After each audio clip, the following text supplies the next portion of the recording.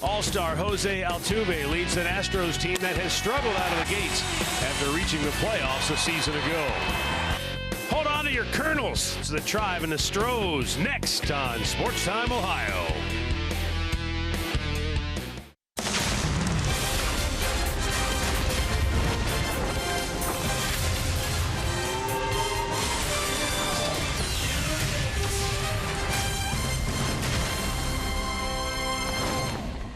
From Houston, Texas, it's Cleveland Indians baseball tonight. The Tribe travels to Minute Maid Park, and they open up a 3-game series against the Astros. Hi again, everyone. Matt Underwood alongside Rick Manning. Houston's coming off a split in their 4-game series with first-place Seattle. The Indians coming off a series win. They took 2 out of 3 at home from the Kansas City Royals.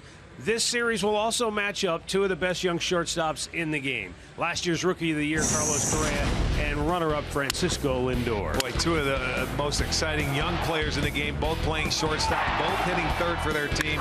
We know exactly what Lindor can do, both sides of the ball, but Correa is right on the same page. They're both great defensively. They spark their team offensively. They hit in the number 3 hole, and I'll tell you, they're going to be playing against each other for a long time. Both of them also Puerto Rican, and you look at their numbers from last year, both of them 99 games. And I'll tell you what, Francisco Lindor is really no second fiddle to anybody, but I'll tell you what, we're looking forward to watching these 2 play tonight.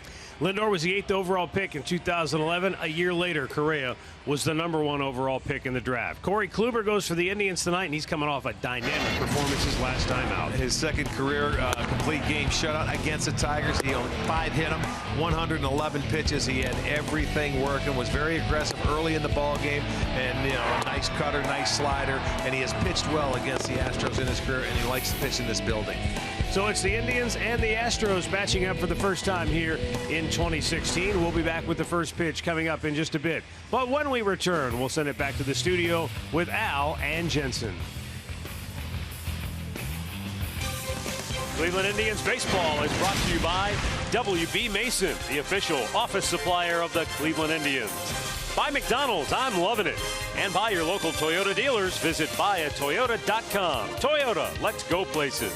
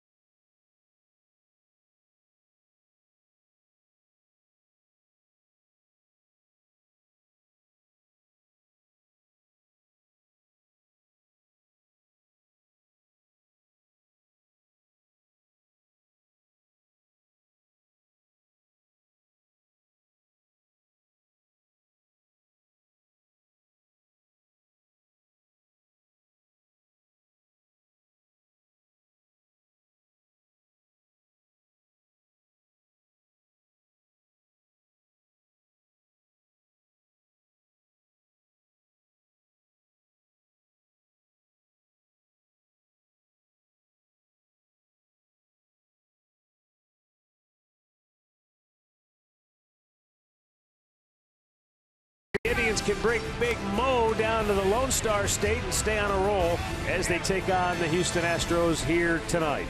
And speaking of the Houston Astros, they've got a pretty good ball player at the top of their lineup. Their spark plug is Jose Altuve. With more on that, here's Andre Knott. Well, the word that comes along when you talk about Jose Altuve is dynamic. They say he's one of the most dynamic players that they've seen this year. Terry Francona says he reminds him of Dustin Pedroia. Yesterday, he had 3 stolen bases to help the Astros play. Also, he's 9 of 17 in the last 5 games with 5 RBI and 8 runs scored. Should be a fun series to watch him play. You know, the guys just don't respect the law like they used to. Attaboy. Hey, Andre, get your nightstick out. All right, let's take a look at the Indians starting lineup tonight, brought to you by Progressive. For Terry Francona, it will be Carlos Santana in the leadoff spot as the DH. Then Jason Kipnis, followed by Francisco Lindor. Michael Brantley, who's hit in 4 of his last 5 games, will bat cleanup. Mike Napoli, then Jose Ramirez moves up to the 6th spot. Yan Gomes batting 7th, then Lonnie Chisenhall in right field. Rajay Davis in center, hitting 9th. And our Northern Ohio Hyundai starting pitcher is going to be Mike Fiers for the Astros. 30-year-old making his 7th start, his very first start against the Cleveland Indians. Never faced them before. Came over to the Astros from the Milwaukee Brewers with Carlos Gomez about a year and a half or so ago. So he will make his first start. He is 2-1 on the year, coming off a tough start against the Twins where he went for 4 2/3 innings, 9 hits, gave up 4 runs, although they did rout the Twins 16-4.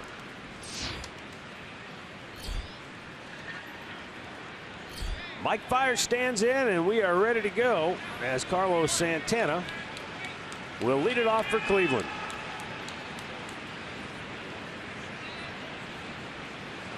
And the first pitch tonight is in there for a called strike.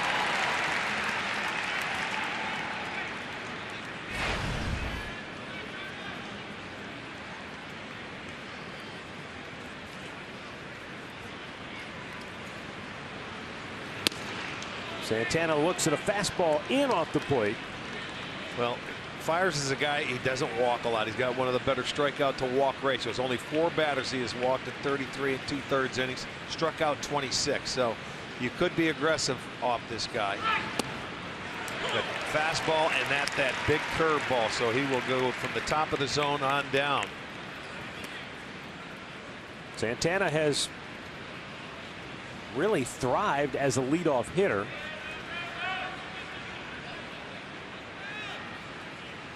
And Fiers delivers, and Santana chased one. Strikes him out to start the game. Let's check that defense behind Fiers tonight for Houston. It looks like this. In the outfield, it's going to be Rasmussen left, Gomez in center, Springer is in right, Balbuena at third, Correa at short, Altuve at second, Gonzalez is at first with Castro behind the plate. Lance Barrett has the plate tonight. Dan Isanya at first. Dale Scott, the crew chief, is at second. Bob Davidson down at third.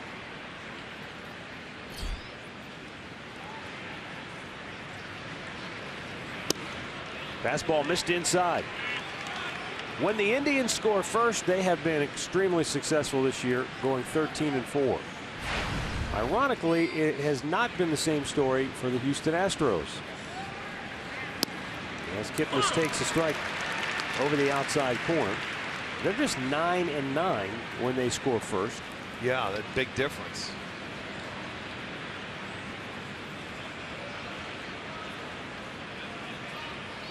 Kipnis a bouncer. And this will be the shortstop Correa with that shift on. 2 down.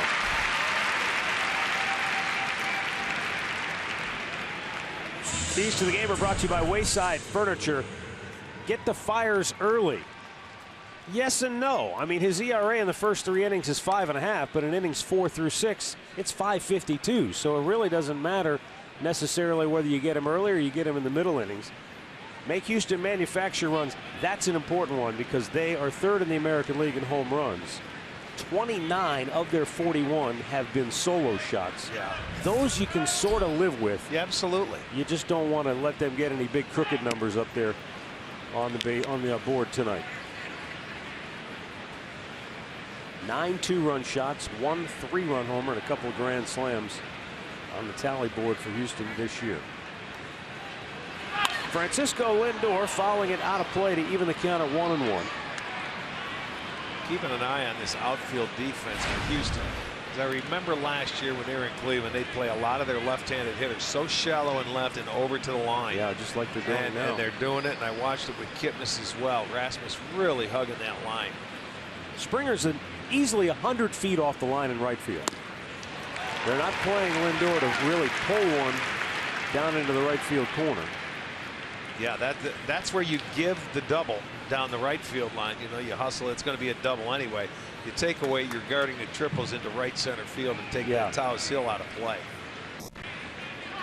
Upstairs. 2 balls, 2 strikes. Lindor, 6th in the American League in batting average overall, .324. And that number bumped up by that terrific homestand. Big chopper to first. And Gonzalez with the flip that fires. The Indians go 1-2-3. The Astros coming to bat when we come back.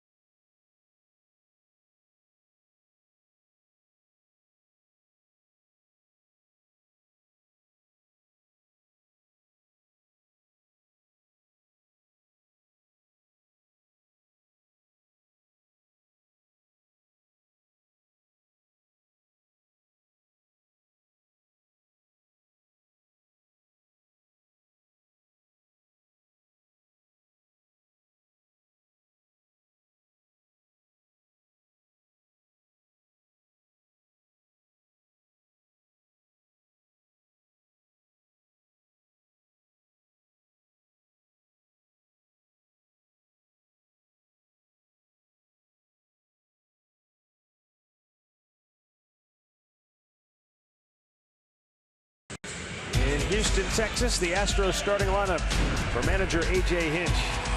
Jose Altuve. He's among the league leaders in just about every statistical category you can think of.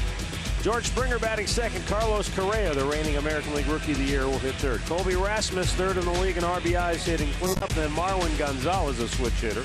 Preston Tucker will DH. Carlos Gomez, Luis Valbuena, and Jason Castro rounded out.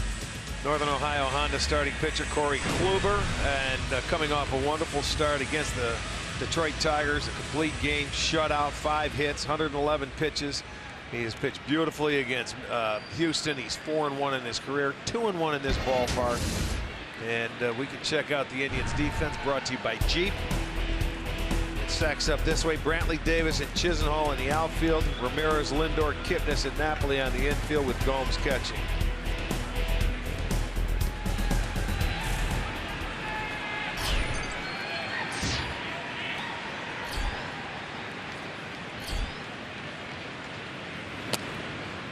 A strike to the outside corner. This is a guy that loves to swing the bat early. If he can reach it, he'll swing at it. Of his 9 home runs, 4 of them have been leadoff homers in the last 10 games. Yeah, he has been on fire. 6 leadoff homers so far out of his 9 as well. Kia in the driver's seat. Tied for the league lead in runs scored. He's 4th in average. He's 2nd in doubles. He leads the league in stolen bases. Yeah, he's a fun guy to watch play. You know, not big in stature, but boy, he can handle the bat well. He can play the game. He can run. He's exciting. Yeah, I don't know if he's tailor-made for this ballpark, but he is hitting .388 here at Minute Maid Park. So it's a nice ballpark. You know, he's been going to right center field too with his home runs now. With his workout routine or whatever he does in the offseason, he's gotten stronger to go the other way. Out of play.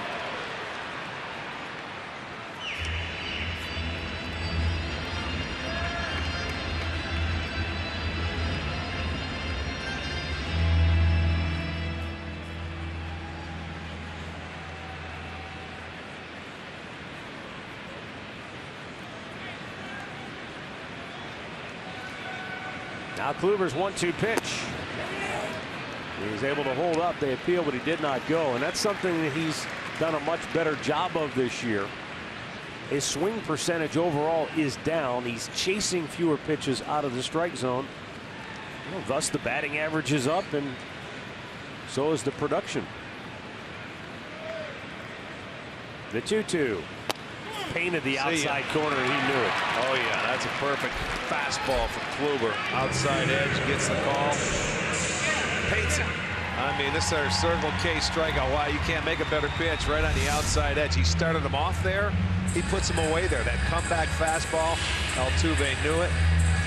So a strikeout for the first hitter for Corey Kluber. That gives him 43.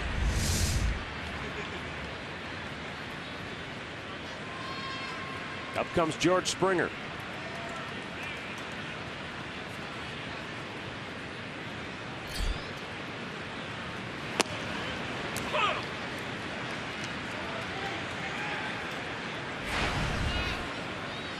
George Springer was taken by the Astros 3 selections after the Indians took Francisco Lindor 5 years ago.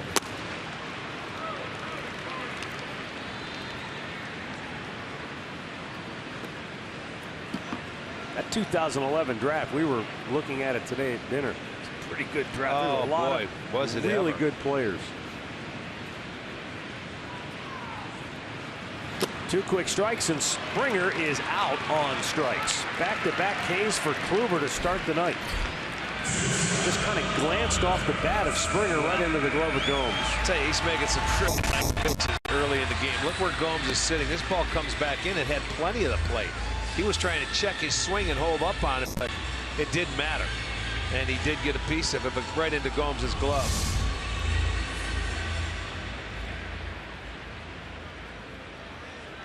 Now Carlos Correa. Correa and Lindor, both from Puerto Rico.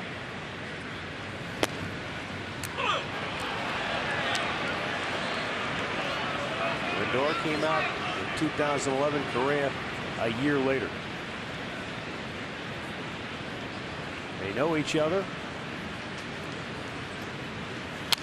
And obviously there's a, I guess you would call it a friendly rivalry.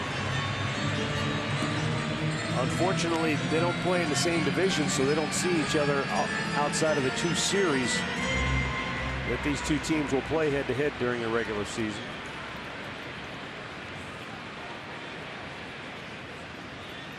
Now the 0-2. Swung on and missed. What a start for Corey Kluber. He strikes out the side to start the game. And he looks filthy McNasty in the process.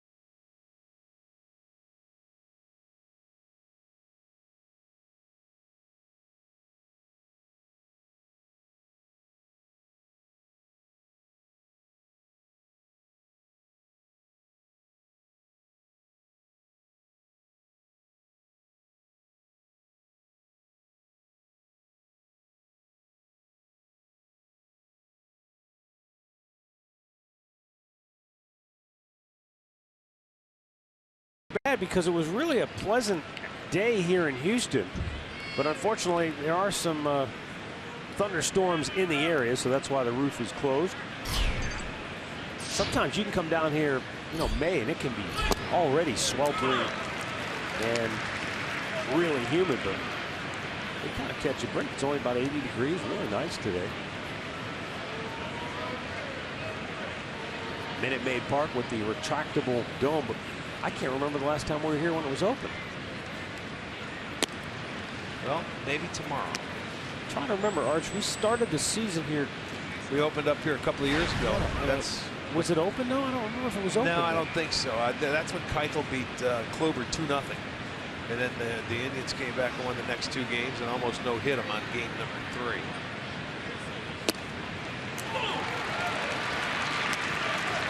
Boy, you know what? That was last year. That was last year when we opened here. It was? Seems like a lot longer than that, but that was 5 years ago. No kidding. Yeah, we left Arizona, stopped here for 3 days and went home. They all run together. Michael Brantley chops one by the mound. Altuve goes to the bare hand and he throws it out. Holy smokes. That was a really do-or-die play for Altuve, and he made it flawlessly. The only shot he had to give Brantley. Highway robbery, because he cuts in front of Correa, who's right there. But on the dead run, he'd figure I had to barehand it. I have to get rid of it. I don't know if Correa would have been able to make the play. It looked like he would have. But boy, what a nice play by Altuve on the barehand, going to his right. I thought Michael was going to beat it out, but he gets it by a half a step. Now the Astros go into a shift formation for big Mike Napoli. Leads the Tribe in homers with 6, RBIs with 20. Altuve started out on the shortstop side of the bag, but now he's back over on the second base side. And how about the outfield, Rick? They are absolutely straight up. Yeah, that's true. Well, if he hits it to left, I guess you don't have to worry about it anyway. He gets into the air to left field. I'll be shocked if it stays in the park. That's where you have to make Mike Beach to the right center field here towards their bullpen. Towles Hill in center field with the flagpole in play just in front of the 436-foot mark.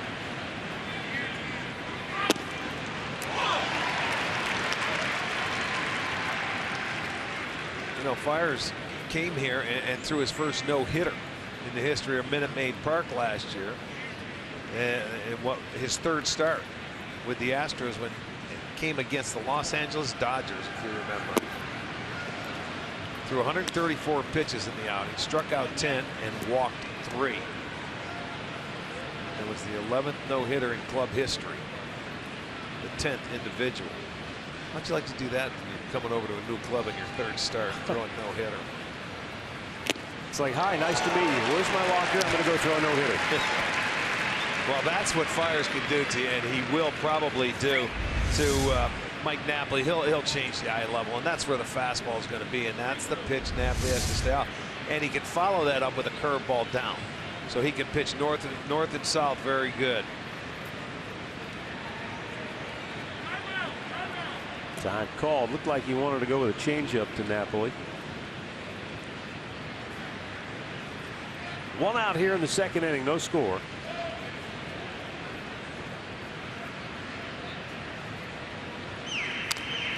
And Mike got a piece of it. Is that a changeup? Yeah. Kind of an interesting selection on a 3-2 count.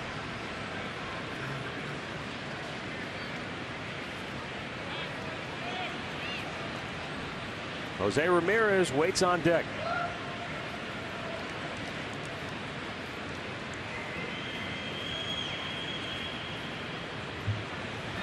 And a good fastball, strike 3 call. It was close. And unfortunately for Napoli, it falls under the category of too close to take, I guess. Yeah, well, Kluber got pitches on the outside edge. I think this one is on the outside edge. It's at the knees, and it's too close to take. So it's an excellent pitch by Fiers right there. Gets his 2nd strikeout. Jose Ramirez. Boy, is he on a roll offensively. Big curveball, dips low. Ramirez went 3 for 6 against the Royals with a couple of doubles, 5 runs batted in that one game. Magical career night he had. And now he ropes one on the right field line. This will get down. Springer trying to cut it off. Ramirez headed for 2. Off balance throw by Springer. No chance to get Ramirez. He's got a 2-out double. His helmet went flying 15 feet. It fell off his head, and as he went to slide into second base, he kicked it, and it ended up meeting him on second base and landed on him. But he gets a fastball inside and turns on it and hustles his way into second base for a double. So Ramirez, he was out of the batter's box running, gets his 7th double. And look at him hustle. Here we go. Watch the helmet as it stayed on that long. Boom. Watch it come in. There it is. Hits him in the back of the head. If that would have landed on his head. Boom. He kicked it up, and look how high it goes, and it comes back and gets him. If that thing lands on his head, we've got a video that will live forever.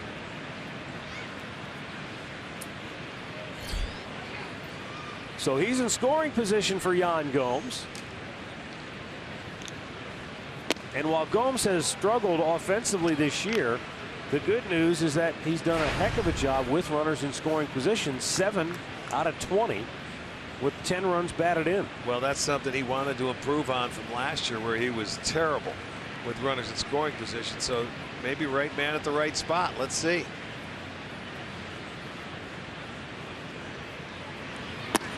Down. 2 balls, no strikes.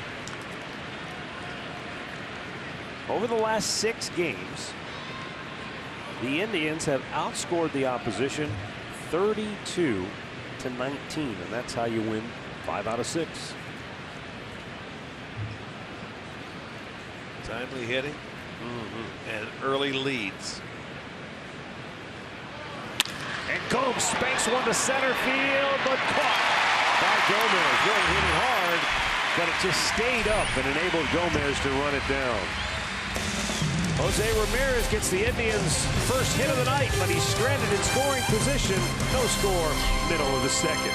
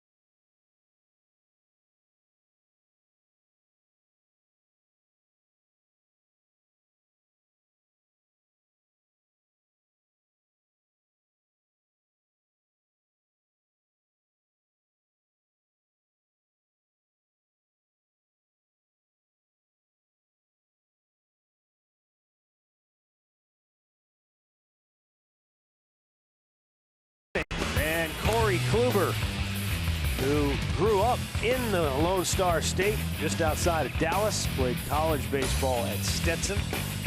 Against the Astros, he has pitched 5 times. He is 4-1 with a 1.48 ERA. So he knows how to pitch against the boys from Texas.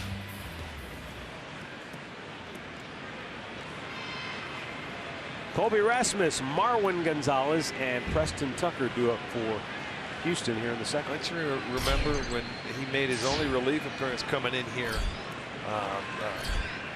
2013, and it was like a 19-run game. He came in 19. Was that the game left-handed Casimir pitched? Scott he came in and he's been starting ever since. Yeah. Jason Kipnis with the shift on. Takes care of Colby Rasmus and one away. Let's go down to Andre with more on the Indians right-hander. Well, one thing with Corey Kluber over his last couple of starts that Terry Francona and Mickey Callaway are starting to see is the guy from 2 years ago that won the Cy Young Award. They say the consistency and his aggressiveness reminds him, and his last start had his sharpest curveball of the year so far. They said if he stays there, they think they can ride this groove for a long time. Well, he's looked awfully sharp tonight early in this game. The first inning, all he did was punch out the side on some quality pitches.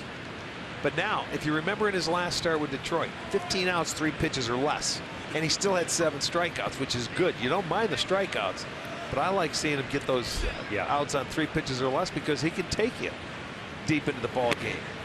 Matter of fact, his first 3 starts this year gave up 13 runs in 19 innings. His last 3 earned runs, only 12 hits in 24 innings.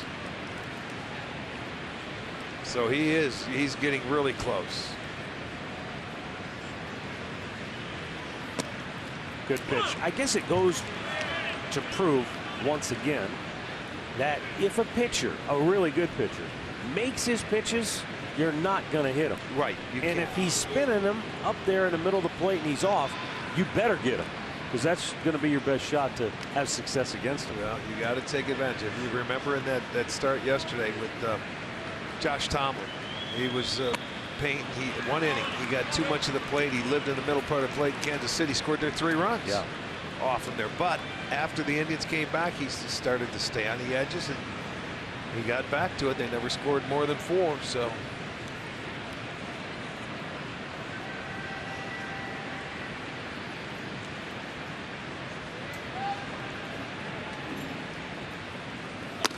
Missed inside to Gonzalez. Shuffled his feet quickly. This is one guy that has had some success against Corey. He's 3 for 8. I mean, not much of a track record, but 3 for 8 is pretty darn good when you're facing a guy that you haven't seen before.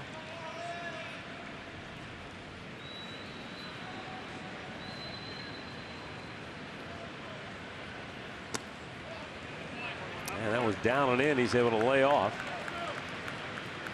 Runs the count full. 3-2. A season high 4-game hitting streak currently for Gonzalez,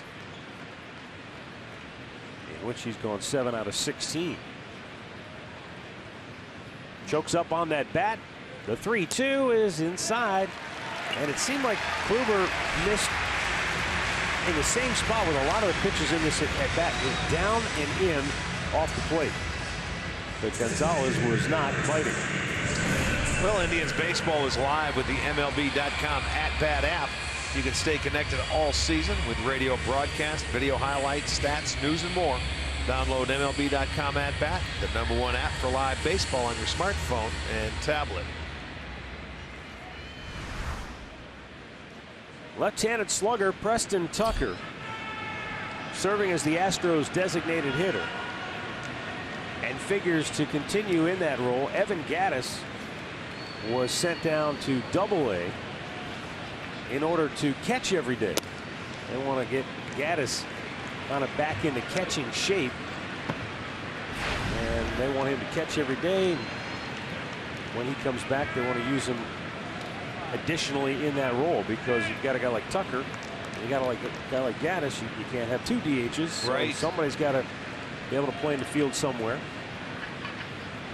Well, Gattis came up as a catcher, so he's just going to go back to try and hone his tools back there behind the plate. That's all.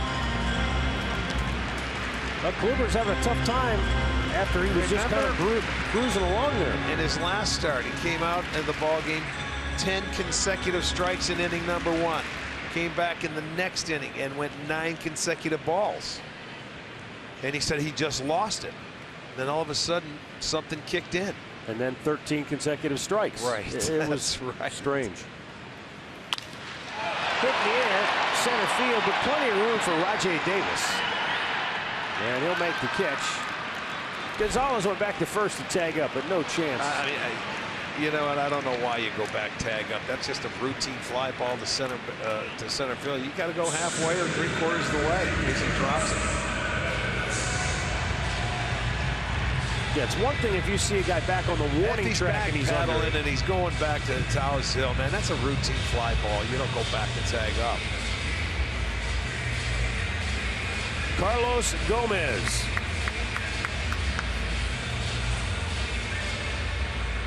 Gomez got the heave-ho on Saturday night by crew chief Jeff Nelson after complaining about the home plate umpire. On his way back to his position, he was on his way back to the outfield, and as he was going out, he started chatting with Jeff Nelson and said some rather unkind things about the home plate umpire that night. And Nelson said, okay, you can have the rest of the night off. Doesn't he know that they're a close fraternity? The four of them better hang together. He can't talk about it behind their back. And then Gomez sat out yesterday's game and now back in there. He's off tonight. to a terrible start this year. Hitting just 206, 4 RBIs, no homers. And I don't know anybody that's going to swing harder than he is. A little bit low. 1 ball, 1 strike.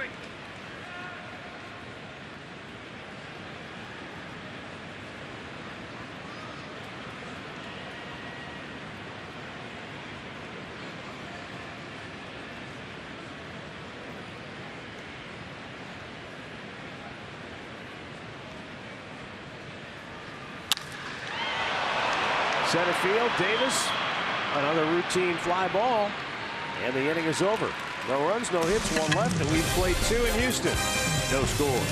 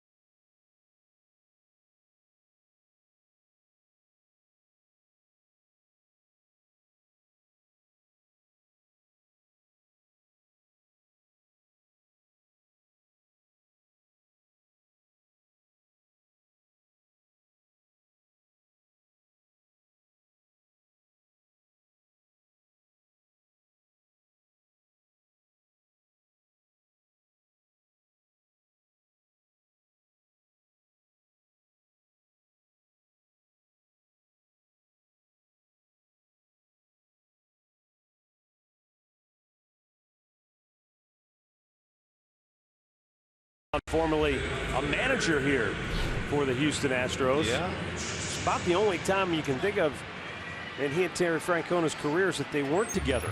That's true. Spent some time here, and Houston has a couple of former Indians. Tony Sipp out in the bullpen, and Luis Valbuena playing third base tonight. Those are the 2 ties to Cleveland, and Millsy's the only tie to Houston as far as the Indians go. Doesn't Trey Hillman, the bench coach, have a Cleveland tie somewhere? Well, I don't way remember. back in his career. I don't remember him. Inside, well, that spun Lonnie out of the way. Chisenhall, 256 average on the year. Yesterday was in center field, and today in right. And Lonnie with a line drive. Oh, my, what a play by the Astros shortstop with that shift on. He just barely snagged that ball and kept it from rocketing its way into the outfield. And he's a big guy, man, and he's just tall enough to get that ball into his glove. He took one step and it was hit hard, and he could only look at that ball. It's by him. Almost pulled his arm out of socket. But no, he makes a beautiful play. Yeah, there you go. Yeah. Rajay Davis takes a strike. So yeah, I think Trey Hillman played.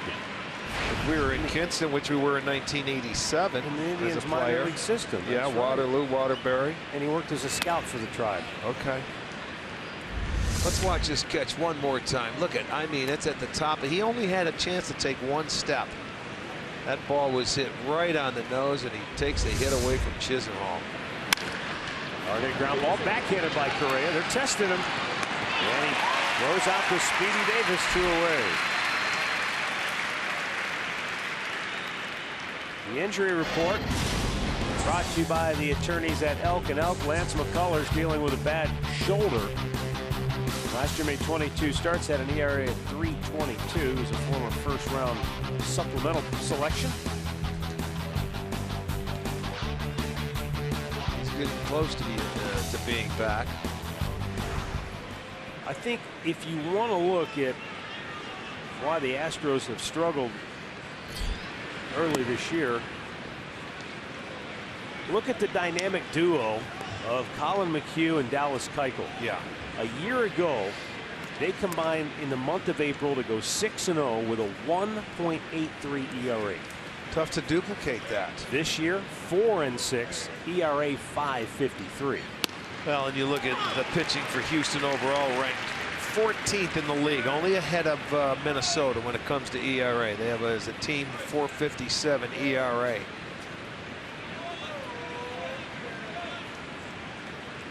One to Santana. Smashed into left center field for a base hit. He beat the shift by simply hitting it where they were not. Yeah, just stayed back, and he didn't pull off of it. He just watch the swing. He didn't do anything. He just swung the bat normally, didn't try to pull it. Puts the foot down and hit it where it was pitched. It's a beautiful swing. And guess what? You get a base hit. You do that a number of times to a team, they'll bring that shortstop back to the other side of the field for you.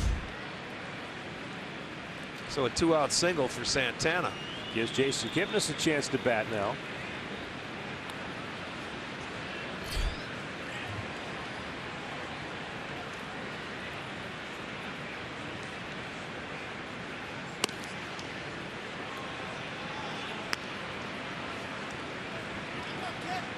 With men on base, Kipnis batting .273.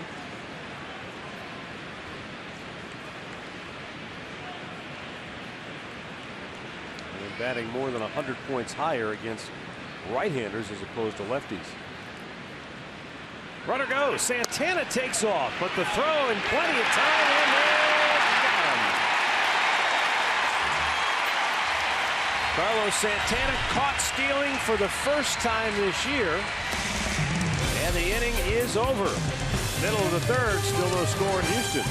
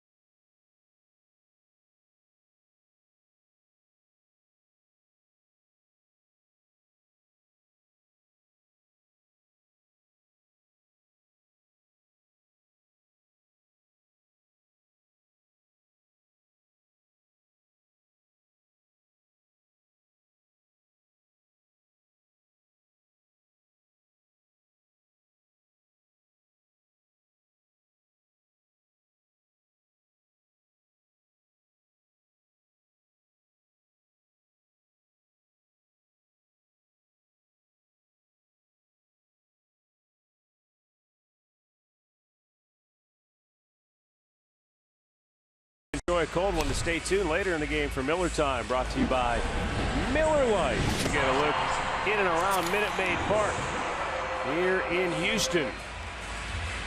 Since the Astros came into the American League, the Indians have really dominated play against Houston. They've gone 16-5 against the Astros since 2013. And that .762 win percentage is the best against the Astros among any other teams.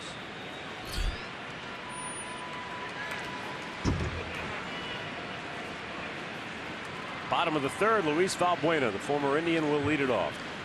Yeah, it's funny you mention that because, you know, when they came over to this league, people were saying that they had spent 50 years in the National League. You know, you wouldn't think that they would be moving over into the American League. People thought it was going to be Phoenix, but boy, I'll tell you what, they adjusted well. You know, they had a lot of draft picks. They were bad for a while, but they have some talent. Valbuena with a base hit into right field. First hit of the night for Houston. Well, that's the most, obviously, the most important aspect of when you're trying to rebuild your team. If you've got those high picks, boy, you better hit on them. Otherwise, it could be decades of losing. Yes, indeed. Here's a look at where the Astros are at. They're #1 in stolen bases. They also are right up there in home runs. But that home run you gave the stat, 29 solo shots, right? Yeah. So that makes a difference. But it all comes down to pitching.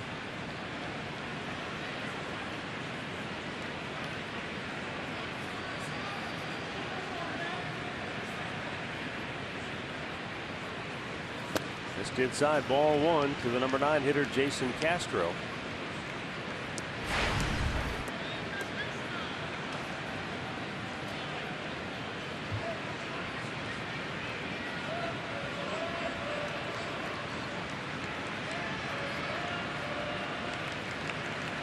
Castro hitting just .189 on the year.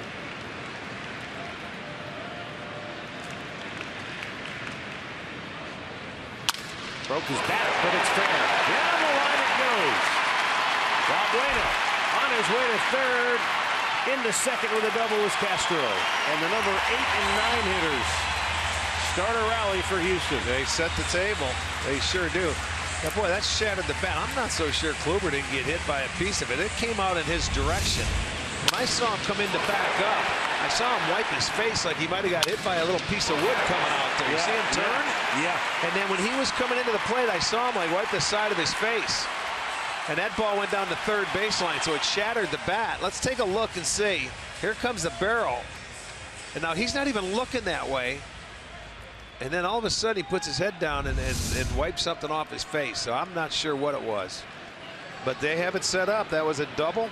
Castro his third. It's second and third. Nobody out. Jose Altuve, the batter.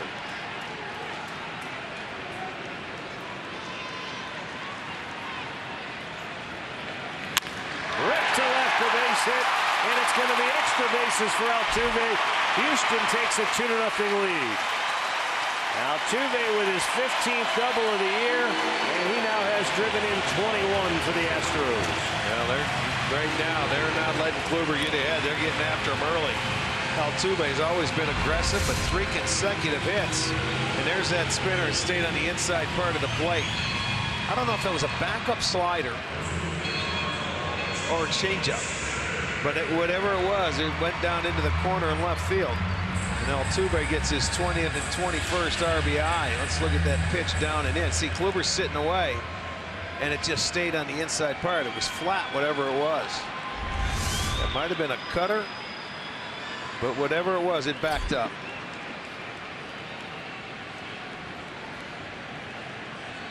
George Springer is the batter.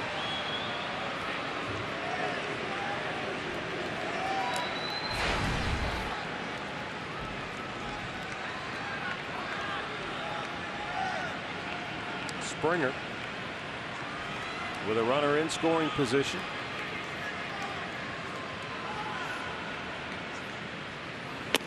And a pitch up and in. Ball one.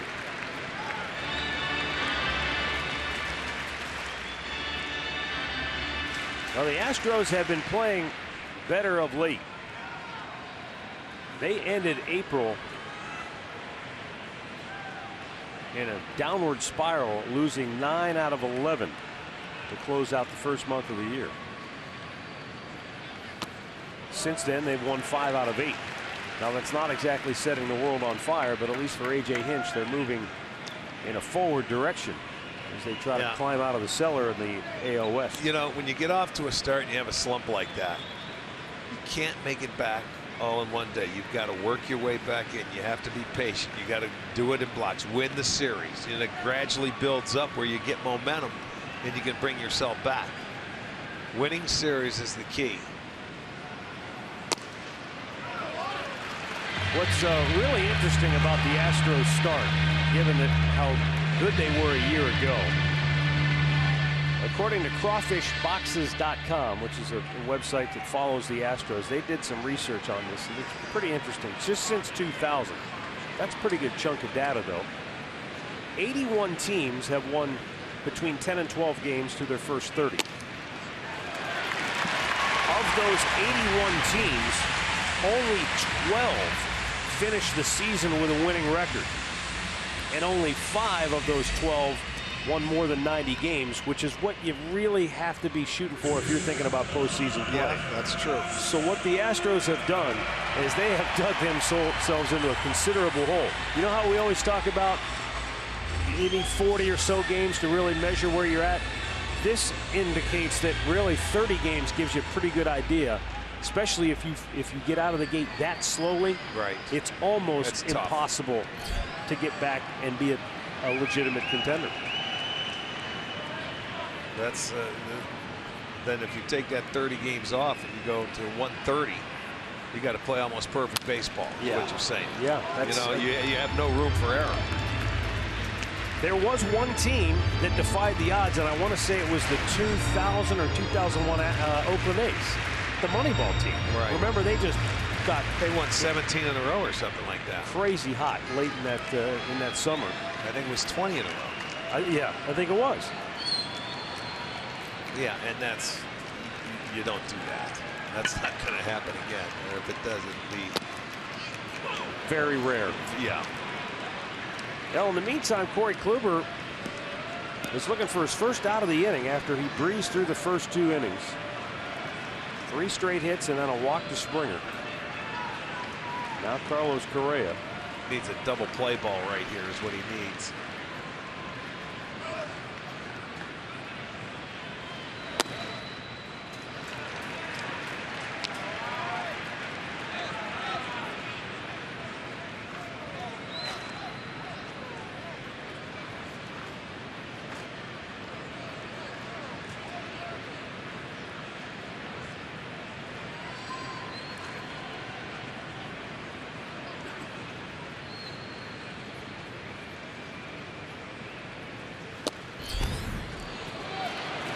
Kluber is having a rough go of it. 2-2 to count. Well, the way he started this game out, he didn't miss a pitch in the first inning. He was like just painting. Well, it seems like when the Astros have been aggressive, they've jumped them and had hits early in the count, and when they're able to lay off, they're laying off just borderline pitches that are going their way. Jammed him, and that's foul.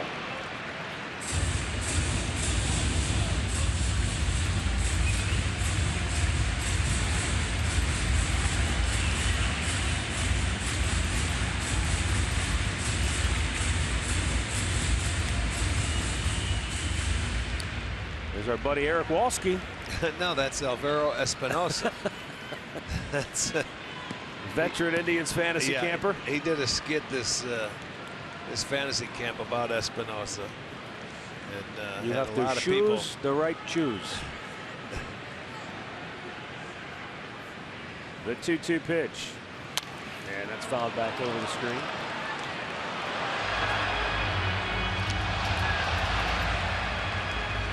What really makes a good impersonation is the person you're impersonating enjoying it, and SB does. You know, it's one thing if you impersonate somebody and they don't like the impersonation. Yeah, it had a lot of fun with that this winter. He said he was looking forward to watching the two shortstops. The 2-2 is outside on a full count.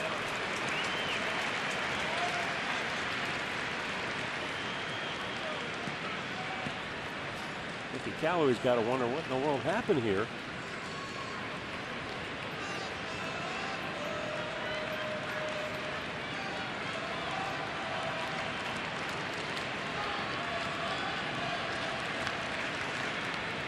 The payoff, no, it turned to second, but Altuve, who you do have to keep a close eye on. Yeah, you do. He had 3 stolen bases yesterday. You got 3-2 count.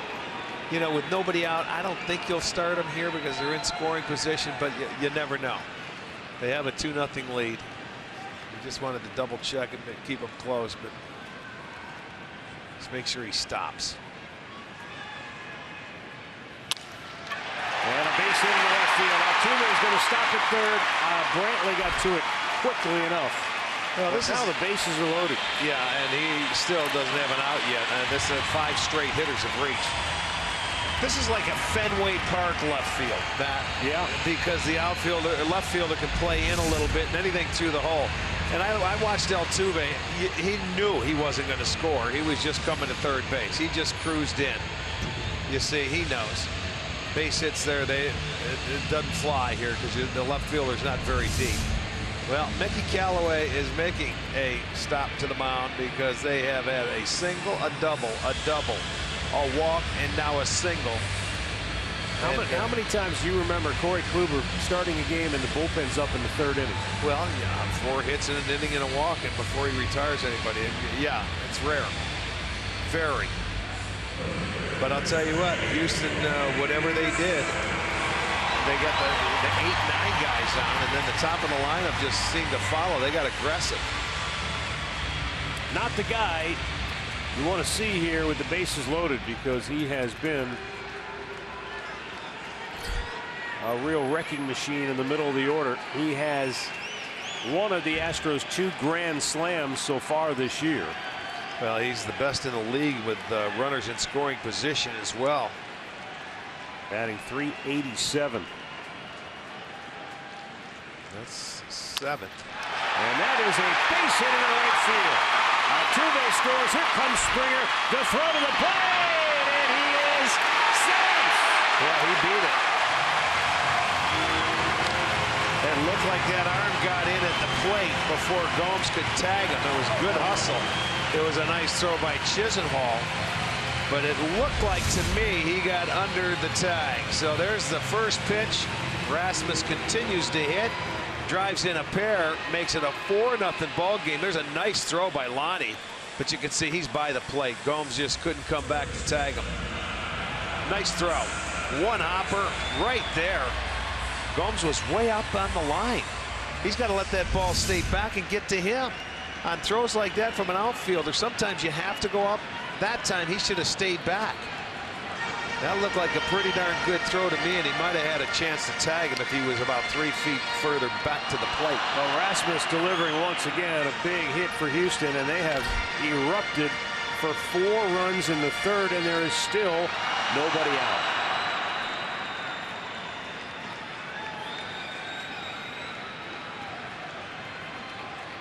Marwin Gonzalez, the batter, walked his only time up. And takes a strike.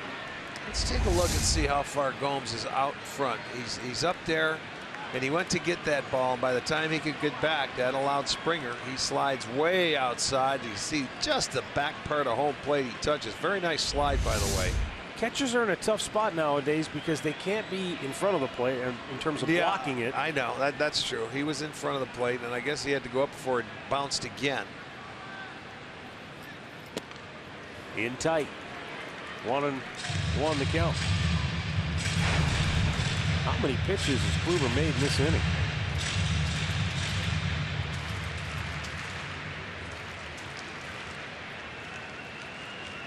Well, he has certainly labored.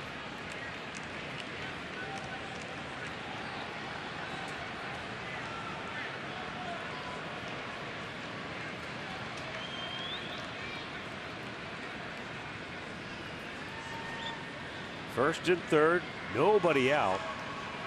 And a 1-1, a called strike. Kyle Crockett loosening in the Cleveland bullpen. Actually, I think he's ready if needed.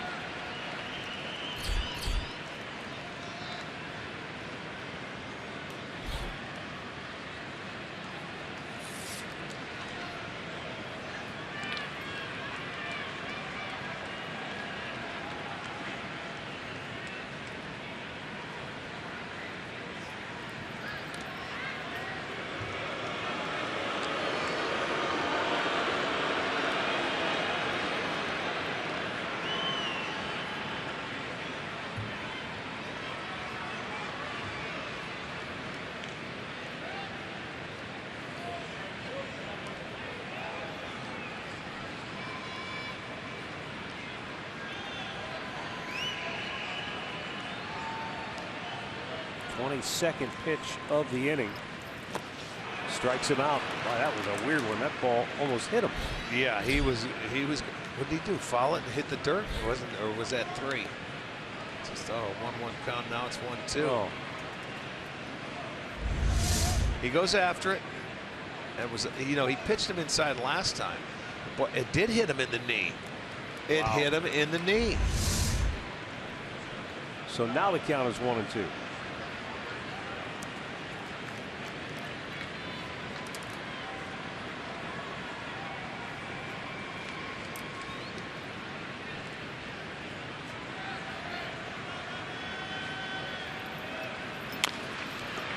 Slowly chopped. Kluber off the mound will apply the tag, and that's the first out of the inning, but another run scores, and it's 5-0 Houston. Rasmus moves into scoring position. Well, if you take a look at what Houston has done this inning, Valbuena went down and hit a pitch down in the zone. Not a bad pitch. That was a good pitch, too. But that set the inning up, and then Altuve got aggressive on the first pitch. Correa battled him. He worked hard, got one to left field, and then with the very first pitch, they were not going to let Kluber get ahead of him. So the second time through the order, they have made some kind of adjustment.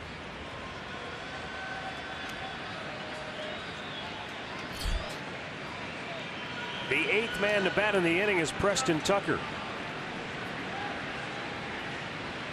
And unless he hits into some sort of really bizarre double play, the Astros will send at least 9 men to the plate in the inning.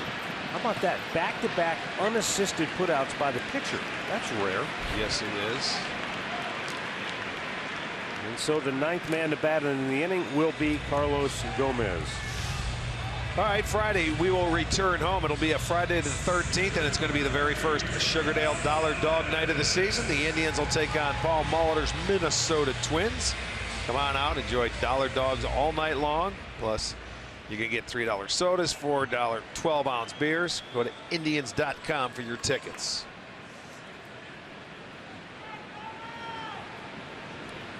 Rasmus is at third base with 2 down. Gomez flying out to center, his only time up last inning. He made the last out of the second inning. The fastball is outside, 1-0.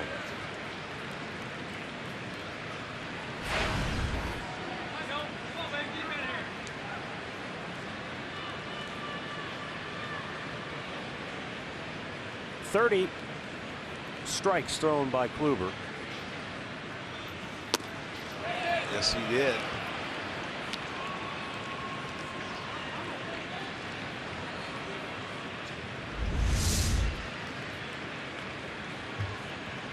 Nope. Yeah, he's definitely out in front on that baby.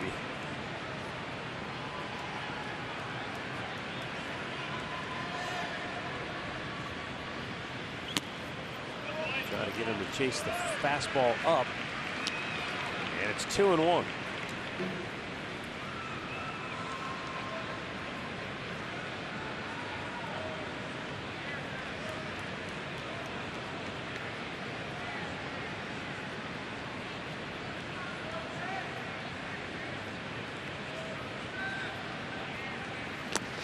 Did he go that time? Close. Guess not. I'll tell you, it was pretty close. Needed help that time. Ball being in the dirt. Dan Asanya says no.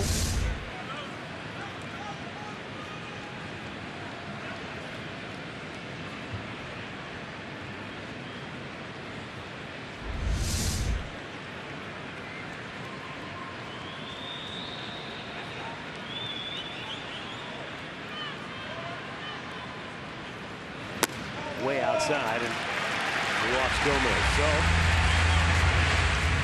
the Astros bat around, and Valbuena, who led off the inning with a single, will bat for the second time, but it will not be Corey Kluber. Kluber's night is over. He goes just 2 2/3 innings, equaling his shortest start since September of 2014. The Cleveland Clinic call to the bullpen is made for left-hander Kyle Crockett, as he will come on to try and get the final out of this third inning when we come back.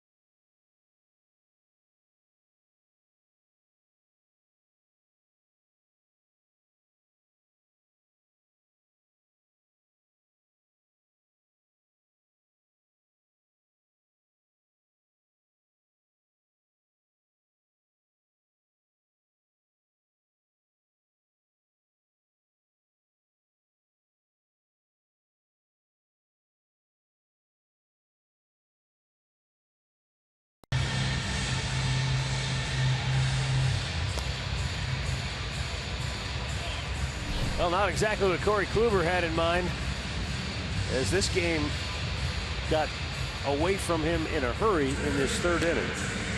A couple of walks, 5 hits, 5 runs, and he departs with 2 men on base as Kyle Crockett will face Luis Valbuena.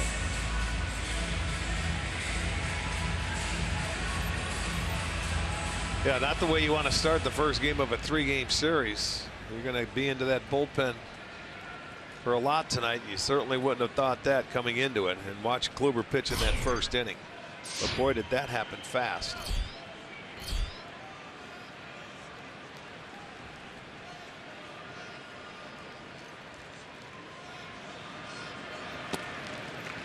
And a strike call to Valbuena. Guess he doesn't like the call.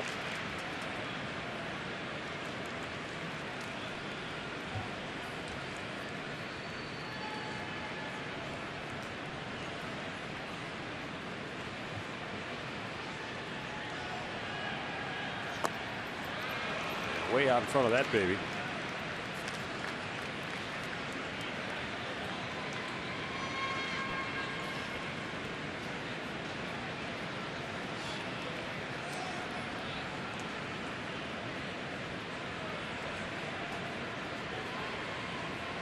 Crockett trying to end the inning. He'll throw to first. Gomez back standing. Gomez, a guy at one time, he could run and stole a lot of bases.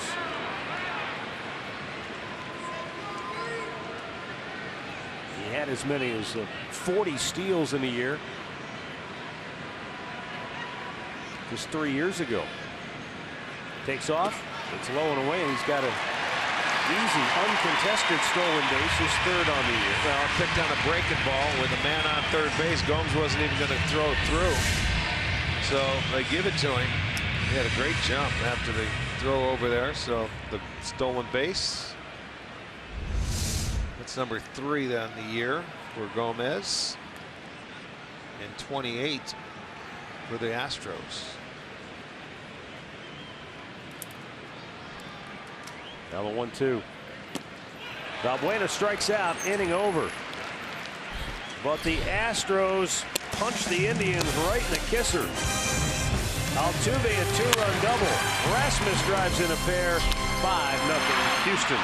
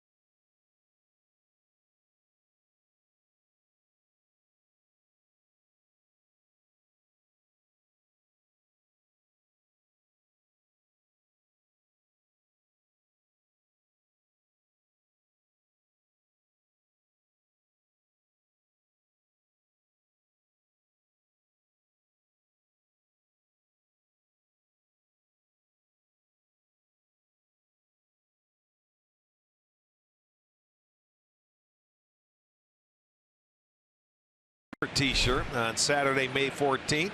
The Indians will host Joe Mauer and the Twins. 10,000 fans will receive a special T-shirt designed by Cleveland Clothing Company. Visit Indians.com for your tickets. Jason Kipnis leading off for the Tribe here in the 4th inning. And Mike Fiers' pitch is up high. Ball 1.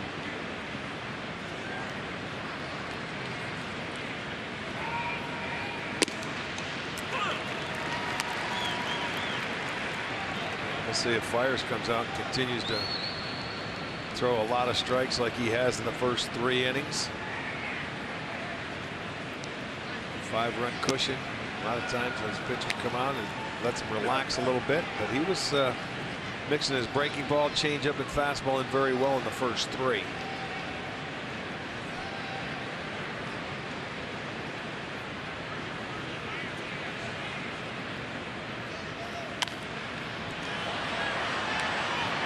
Kipnis fouls it back into the seats. 2 balls, 2 strikes.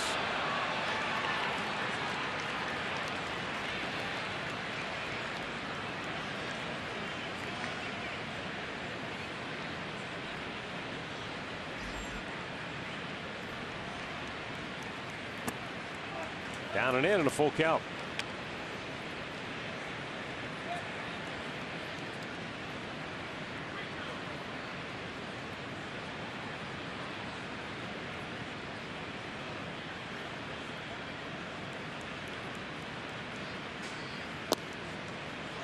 And Kipnis draws a walk. And we go back to the studios right now for an in-game update with Al Pawlowski.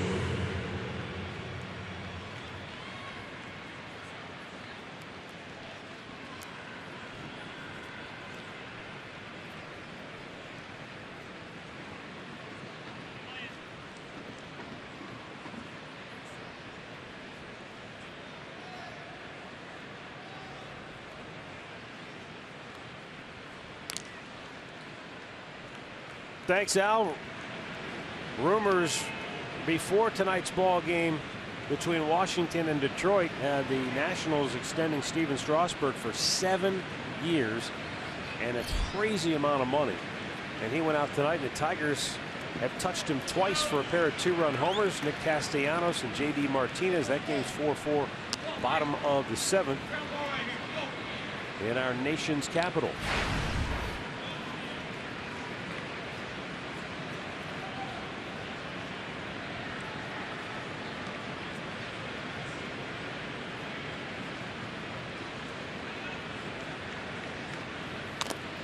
Francisco Lindor fouling it back. Well, for the Indians, it would be paramount to get something out of this inning, just to steal a little bit of the momentum back. That it would. Responded. That's a big inning to come back from it, so you can't do it all at once. But a leadoff walk certainly helps. Get that leadoff man aboard. Lindor bangs it into the glove of Gonzalez, who steps on the back, throws to second. But Kipnis is safe and in scoring position. Yeah, when you go that route, it had to be a perfect play because he took some time, Gonzalez, to step instead of throw first and come back. It was close. Good hustle by Kip, sliding into second base to beat the throw. Rick, if he had more seasoning as a first baseman, would his initial instinct have been to just go to second with the probably throw? with the throw, because he was close enough to the bag to maybe go back and take the return throw from Correa, I think. With Lindor running, though, it's hard to tell, but I would say yes. Probably talking to Altuve about that right now. He's played all over the place. He's played every infield position so far this year. He did last year as well. He played third, short, second, or first, and he's playing first tonight. Not that it was a bad play, because it was awfully close at second, but that's a play where in a close game late could be costly if you let that runner get into scoring position. Michael Brantley has been very good with runners in scoring position, batting .400. So the Indians have the right man at the plate here as they try to get on the board here in inning number 4. With a hit in 4 of his last 5 games, Michael has picked up a half dozen RBIs.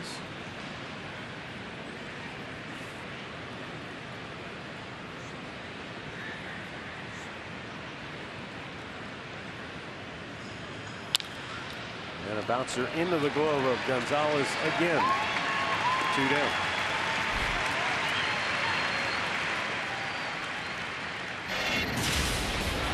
Our great clip of the game from yesterday, Mike Napoli. His 6th home run of the season. And a little kiss to Mom on Mother's Day, who's in attendance.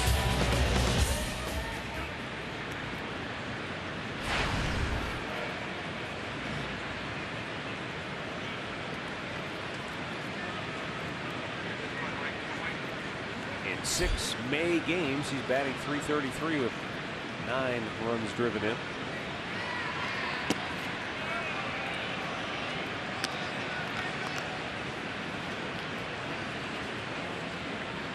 see, here's one pitcher now. You have a man on third base, and he's going back to a full windup. You don't see that a lot much anymore.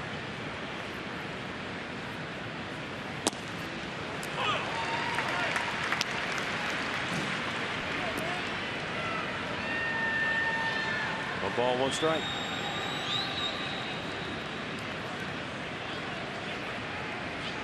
Kipnis coming down the line at third.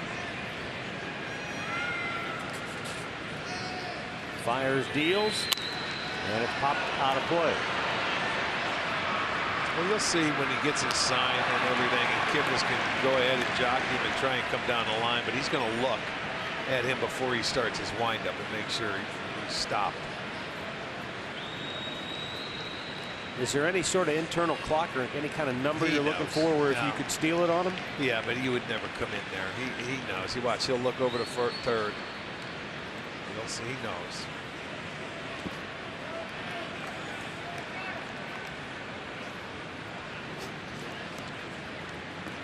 Not that you're going to run it anyway. You're down 5 runs. Napoli can hit one out of here, but still, you don't see many pitchers throw from the windup with runners on third base anymore. Everybody comes from the stretch.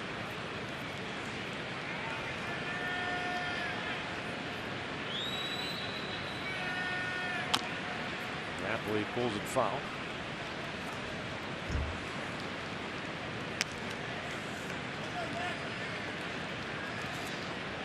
Maybe it's because Fire is one of those guys that has a big windup, you know, and maybe tries to deceive the hitter, and it maybe helps him hide the ball a little bit better.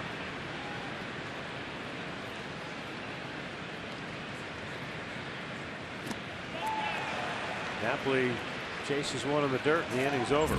So the Indians get a leadoff walk, but they can't cash in. 5-0 Houston.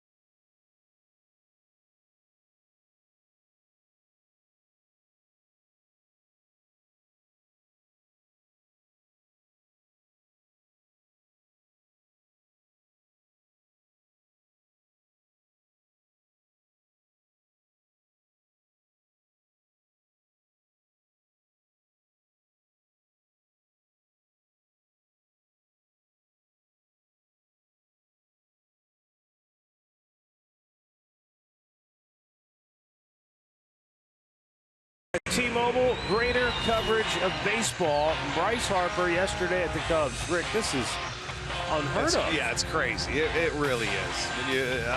We saw some of the game later on, but 7 plate appearances without an at-bat.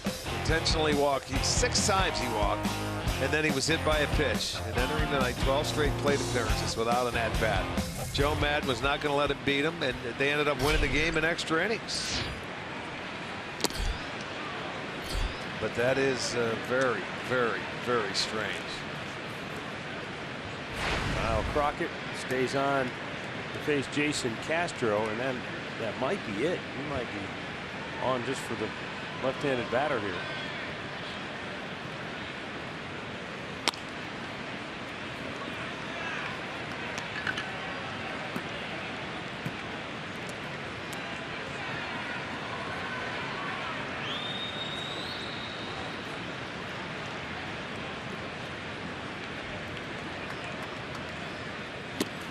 Tied him up. Good pitch. 1-2.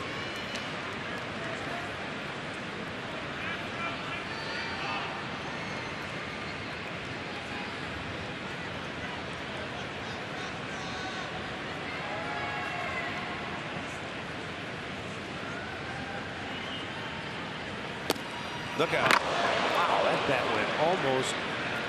Went flying past Altuve. Yeah, it almost took him out. That would have been really bad. Castro might have been looking for a new job. So it is, in fact, a one and done for Kyle Crockett here in the 4th inning. He strikes out both hitters that he faces. Valbuena to end the 3rd, and Castro to open this 4th inning. And the Indians are going to go to, is it Jeff Manship? Yeah, I believe so. I believe so. Well, Manship's coming on to face Jose Altuve. And we're going to go downstairs to Andre Knott, who's with a very special guest. Absolutely. As we hit the road, we always see great Indians fans throughout the country. And tonight we ran into Eric Walsky. Sorry, Eric. They tell me you're a fantasy camp legend. And this guy over here, Arch, told me that he was the MVP and he wants some love up there. He wants some love? He said he wants some love because he was the MVP. Give him a hug. I'll give him a hug. Hey, you get a hug. As we're amongst the people, though, Eric, I heard, we got two great shortstops out here tonight. What exactly would you say about those guys? Well, that's right, Andre. We got two really good shortstop here. We got Francisco Lindor for the Indians. We got Carlos Correa for Astros. These guys really know how to play the position. I mean, they take the long hot, short hot, in between hot. They throw the first base, second base, any base you need. It's really a lot of fun to watch these guys together. Hey, Espy, did you make that play when you were playing shortstop? Hey, Espy, when you played, would you make that play as shortstop that we saw earlier from Correa? I don't think so. I was like a flash. I haven't so fast. I don't have those type of moves.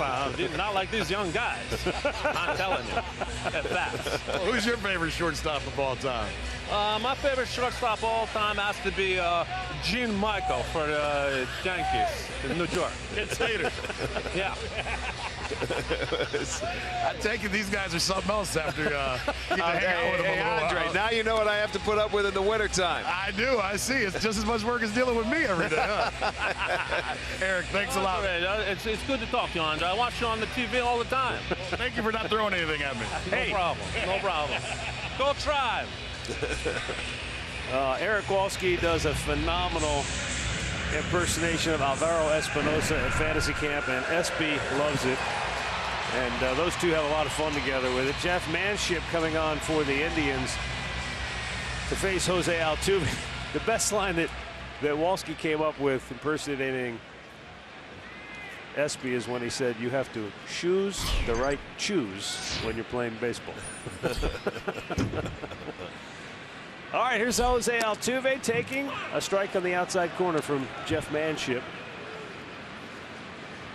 It looks like Terry's going to just try to piece this thing together the rest of the way, Rick. Yeah. Everybody's going to get a little action, I would think, for the most part. Doesn't appear that he's just going to single out one guy and say, hey, you're going to have to wear it tonight and eat up a bunch of innings. Manship on to face, you would think, at least the next three hitters, all right-handed bats. Well, the Indians don't have to worry about any more left-handed pitchers coming in because they're done. That's it. Crockett is it. He went 2/3 of an inning, struck out 2. One hopper to Lindor. And there are 2 down here in the 4th. How about this doozy? Our stage manager, Jeff Chapman, pointing out to me that down in Miami tonight, guy hit a home run. Pablo Ozuna was on first base. He went back to tag up. And they passed each other. And he ran past him. So the home run came off the board. Yeah. He got credited with a single. And the Brewers still couldn't take advantage of it. Marlins lead 3-0 in the 8th inning. Did you ever see that before? That's a weird play.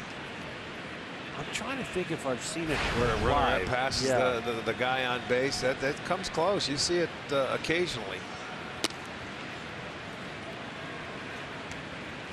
But if you're the hitter, the last thing you expect to see is a guy going back to tag up on a ball that goes over the fence. Well, you're probably not who thinking. knows? Maybe the fielder went back and had to jump up and something like that. It just barely made it. Well, and Jeff pointed out it was a 430-foot home run. Well, so I don't know. No, fence isn't that far. What was Pablo Ozuna doing? What game was he watching? I don't think he saw the ball.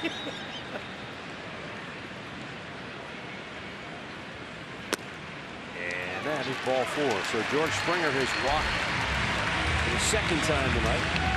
Keeps the inning alive for Carlos Correa.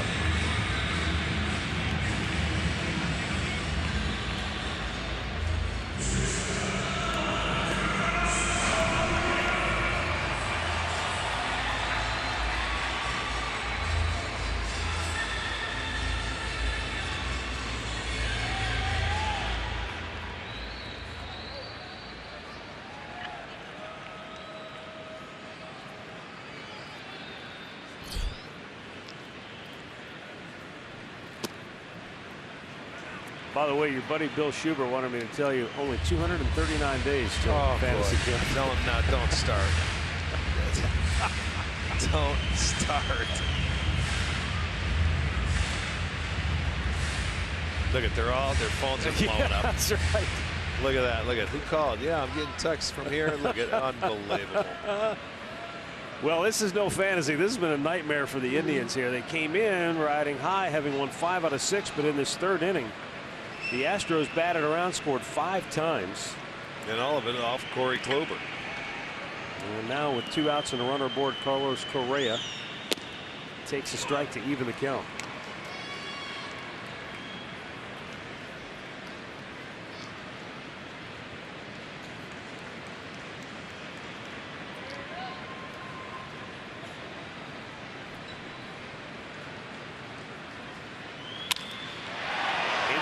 Left center, Rajay running it down. He's there, and the inning is over. 4 complete from Houston. The Astros 5, the Indians nothing.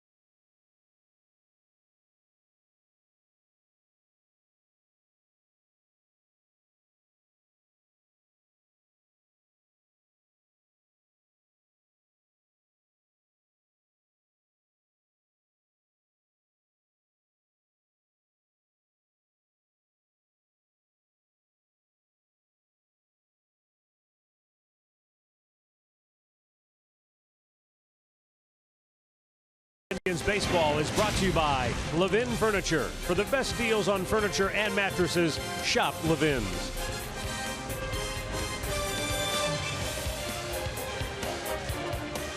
Five nothing Houston, 5th inning for the Indians. Jose Ramirez, Yan Gomes, and Lonnie Chisenhall due up. Mike fires, armed with a big lead, delivers, and Ramirez right to the center fielder Gomez, 1 down.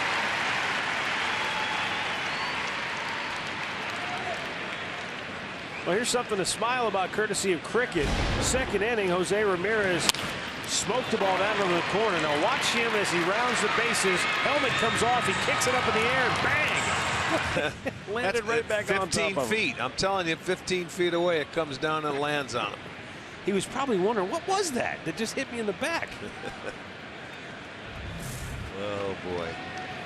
I'm surprised it stayed on that long. And Yan Gomes takes a strike.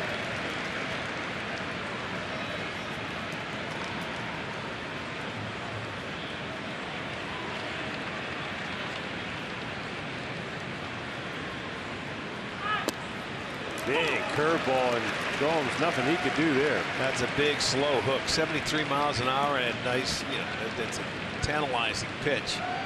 It starts up in your eyes, and next thing you know, it's down at the knees or below. And then changes the eye level, comes right back. That's a good sequence. That was pretty good pitching right there. 4th strikeout for Fiers. I mean, after that slow hook, you say, okay, was he going to try and bounce one down? No, he goes upstairs with a heater, and you just don't catch up to it.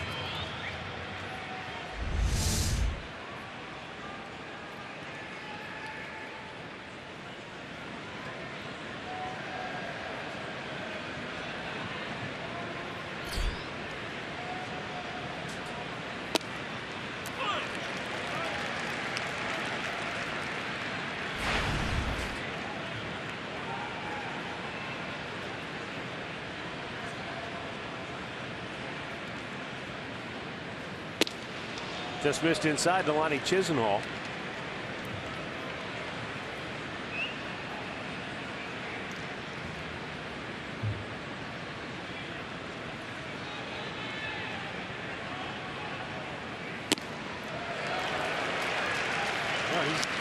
The radar gun's not blowing up, but he's just locating. He's throwing it where he wants to. If he wants to miss up, he's missing up. He's not a guy that'll blow up the radar gun. He changes everything, and he moves it in and out, and he pitches north and south, up and down.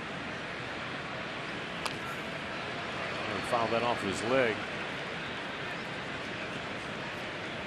That was a little cutter. He started him off with a fastball inside for strike one, and that's, that pretty much can set the tempo for him.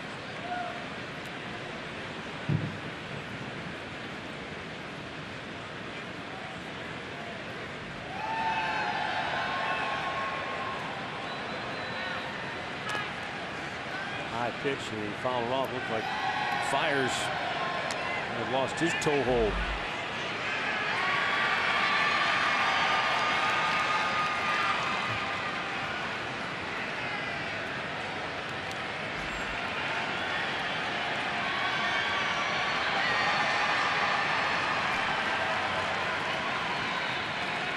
With 2 down, the 1-2 pitch to Lonnie.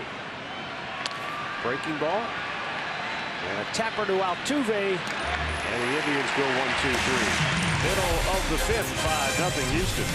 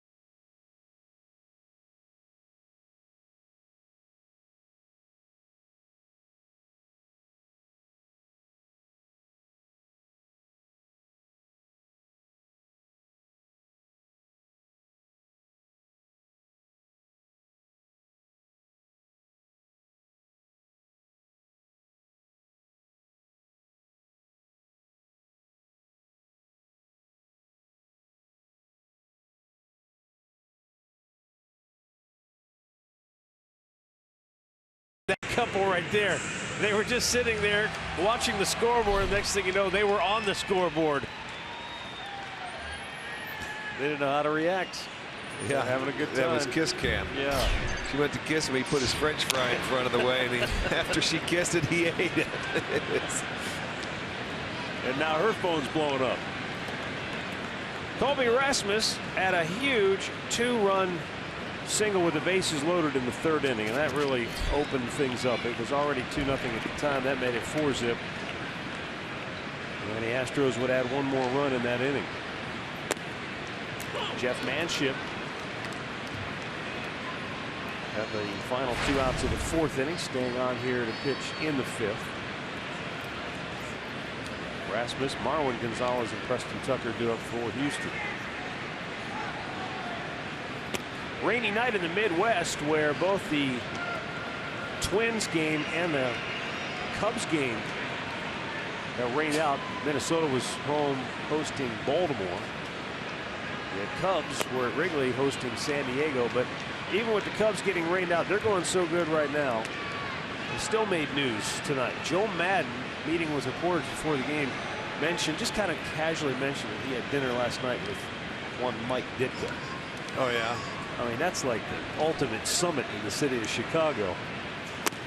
And as Rasmus goes down on strikes, the way the Cubs are playing right now, and of course Ditka is absolutely legendary in Chicago. But that would have been fun to just eavesdrop the conversation between, you know Ditka. He's so entertaining when you ever watch him on TV because he says exactly what's on his mind. There's really not a filter there. Yeah.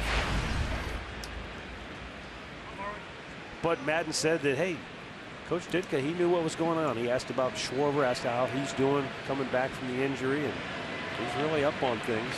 I wonder if it was at one of Mike's restaurants. Let's see if it says in the story here. Oh, yeah, it was at Ditka's. Sure. Had to be, right? Yeah. Give me my private room or we'll go back there and relax. Nobody can bother us. The reporter who did the story, Paul Sullivan, he said Madden said of the dinner with Ditka, it was kind of entertaining. And Sullivan wrote, that's like saying Niagara Falls is kind of wet. 2 down. As Gonzalez flies out the Chisholm, and that'll bring up Preston Tucker. In-game recap brought to you by your local Toyota dealers. Altuve started it with a 2-run double down the left field line. And then Rasmus wrapped in 2 more with a base hit to right field. Close play at the plate, but Springer beat the tag. And then an RBI ground out made it 5-0. And so far, Mike Fiers working on a 2-hit shutout through 5. He has struck out 4.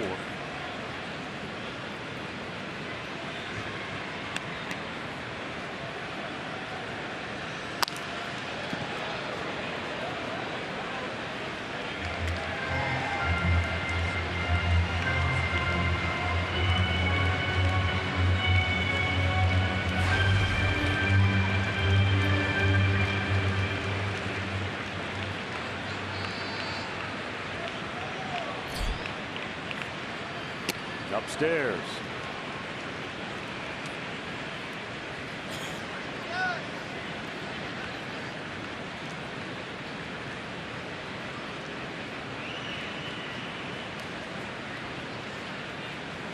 And a 1-2 was close. Right. And just missing, I guess, inside. Really good pitch right there. I think some of the Indians players were headed toward the dugout thinking that was going to get called.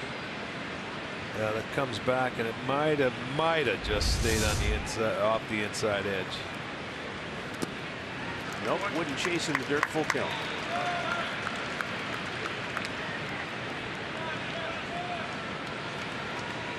Rasmus third in the American League coming into tonight with 26 RBIs, and he's added to that total with a pair. Marwin Gonzalez trying to protect Rasmus. And then you got Preston Tucker, the young DH. He goes down on strikes. So it's not a perfect lineup for Houston. They've got some holes they can be pitched to, but the Indians gave them 1 big inning tonight. It's been a tough climb ever since.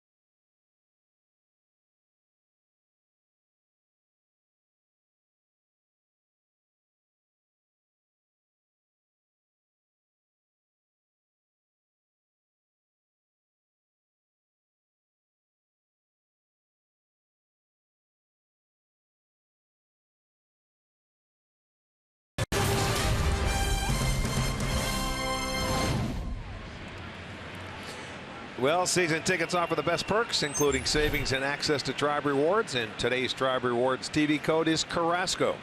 Visit Indians.com season tickets for complete details. Terry Francona hoping to see his offense come to life here. 6th inning, Rajai Davis leading off. And Mike Fiers pitches up and in ball 1. Astros bullpen is quiet. Indians have a right-hander getting loose. Of course, they only have right-handers left after Crockett pitched already tonight. I think it's Jabba Chamberlain getting loose now for Cleveland. But Rajai Davis is 0 for 1. Grounded out his only time up back in the 3rd. Indeed, it is Jabba. 70th pitch of the night for Fiers, and Davis swings through it.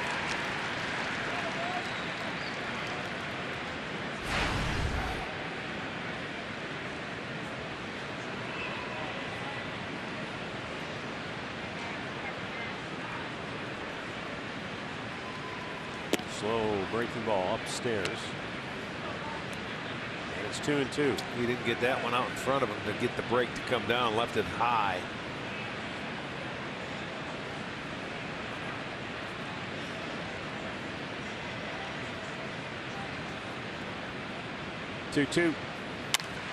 Popped him up. Is it playable here? Gonzalez to the seats. No. No, he did the right thing. He got over to that railing first. He had enough hang time to do that. Yeah, that's the key to getting. He gets over there, he spots it. Now it's just out of reach. But if you can do that, if that ball's hit high enough, that's what you try to do when you're playing the corners and you're getting near the seats. Get to the seats first and make an adjustment. Oh, man, that guy almost lost his thumb trying to catch that thing.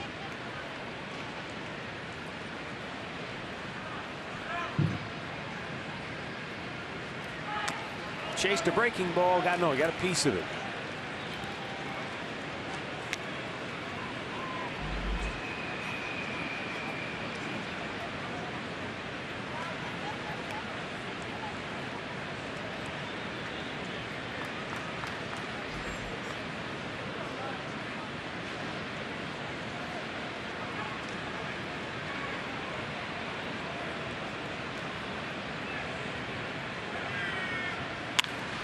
Hammered fair down the left field line. Maybe this is the jump start the Indians have needed. Davis leading off the 6th inning with a double just inside the bag. Well, he picked on the hanging curveball. He left this one up and speeds up the bat of Rajai, and he smokes it down into the corner. His 4th double of the year. See, that stayed up there around the letters. He missed earlier in the at-bat with one up there, but Rajai didn't miss this one. Drills it past Valbuena at 3rd base down into the corner. Just the 3rd hit and the 2nd double for the Indians. Carlos Santana 1 for 2 with a single. Yeah, time's running out. You want to get on the board ASAP. Just the 3rd hit of the night for Cleveland.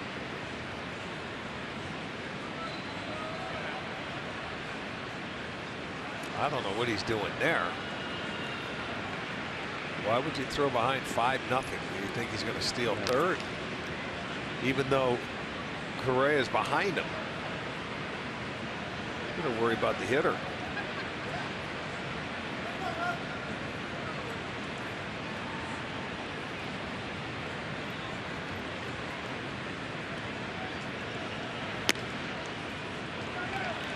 Again, another high curveball.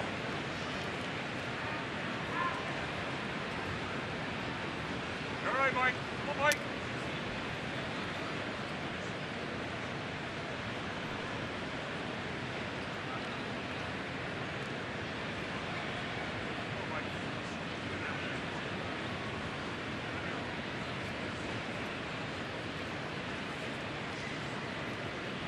Mike Fiers, born in Hollywood, Florida.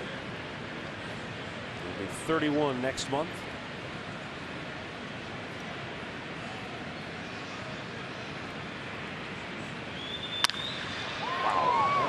Absolutely smoked.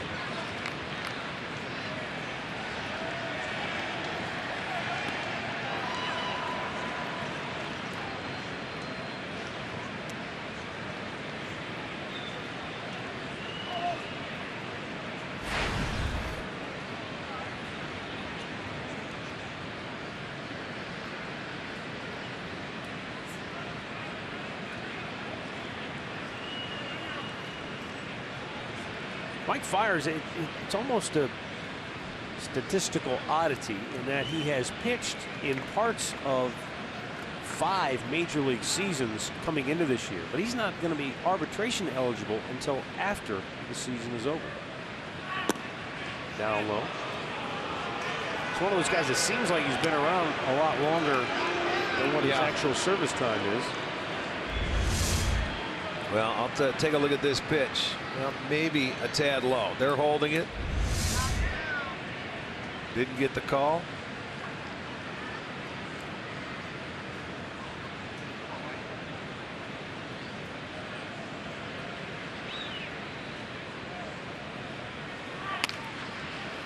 Little slow roller.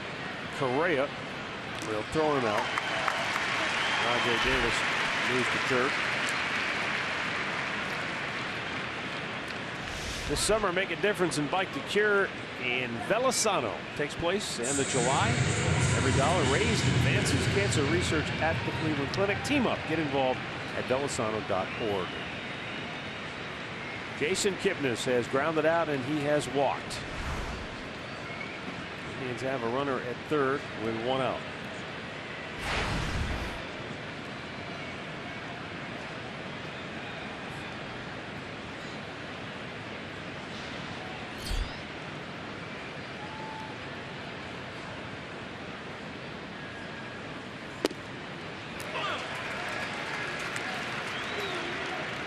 That was a first pitch changeup. Well, he's thrown to some off-speed pitches, yeah, on first pitch tonight a lot.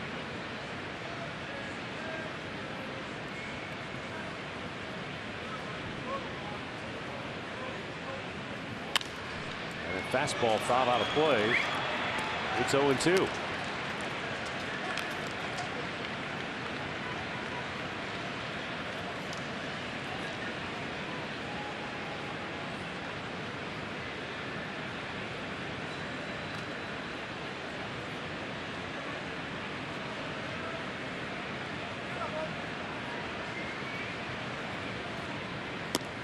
Curveball, but it misses up high. Well, that was the sequence. Changeup, fastball, curveball.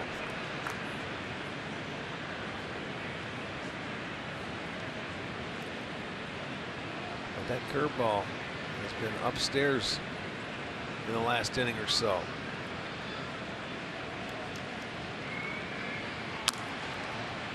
Kipnis pulls it toward first. He'll get the run home. 2 down. Indians are on the board. It's 5-1. Jason with his 14th RBI.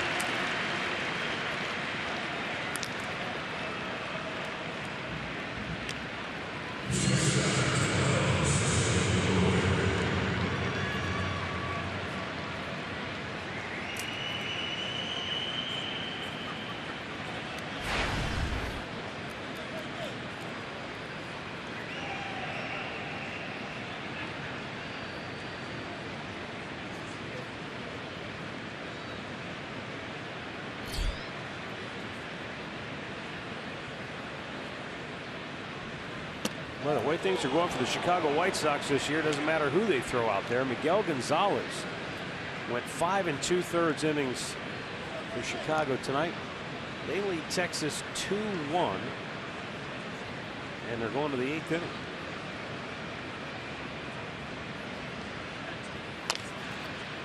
Don't expect a lot of 2-1 games down in Arlington. No, you do not. Indians get on the board, but they still have work to do. Down 4. Middle of the 6th.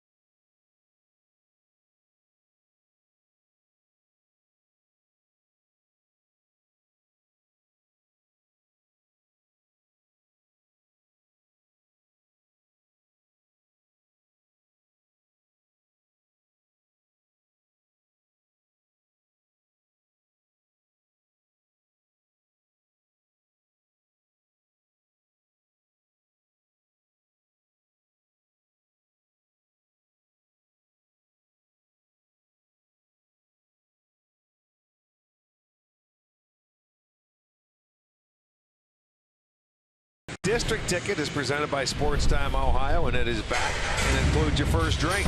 Grab some friends, catch the game from the corner out in the right field, or you can get the new drink rails out in left. District Tickets only available at Indians.com.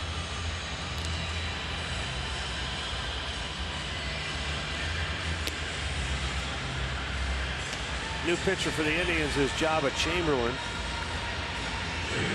making his 10th appearance on the year. No wins or losses, ERA of under 1. 9 1/3, he's walked 2, struck out 6. Opposition hitting just $1.03 against him. Yeah, he's done a nice job. Got the bottom third of the Astros order here. Carlos Gomez, Luis Valbuena, and Jason Castro due up.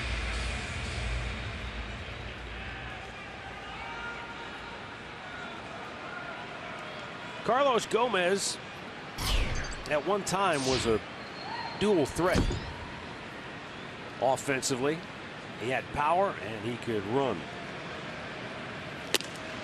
Stole a lot of bases, and in fact from 2012 through 2014 he had 66 home runs, but he has not homered since September of last year. With all of the home runs the Astros have hit this year, he's the one guy you would think would be on the board in the homer category, but he hasn't gone deep. In fact, he only has 4 RBIs, and coming in tonight, the batting average hovering around the old Mendoza line.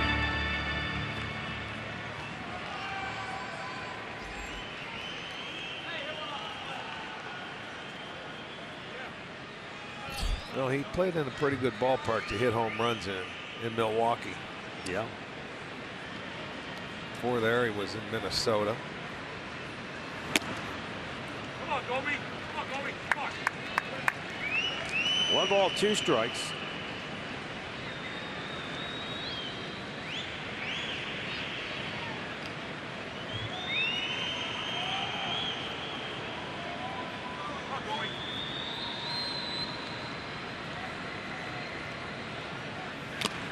And he strikes out here. Jabba threw it right by him. Yeah, he threw the first one right past him and the third one. Well, we're right back with you tomorrow night. Indians Live starts our coverage at 7:30. First pitch 8 o'clock as Trevor Bauer goes up against Chris Davinsky. Remember, Bauer a year ago had a no-hitter going against the Astros. The bullpen took it into the 9th inning before Jed Lowry broke it up with a home run against Nick Hagedorn. Luis Valbuena checked. He went too far, says Bob Davidson down at third. Look at Bob's going to come in and say something now. Watch. He's on the prowl. He's walking up. Look at him. Bob, stay in. Got something to say to back. me. He's baiting him. Sure he is. Well, Valbuena was gesturing at home plate. That got his attention. I know it. Don't check again because it's going to be automatic. A little bit outside. Go and ask.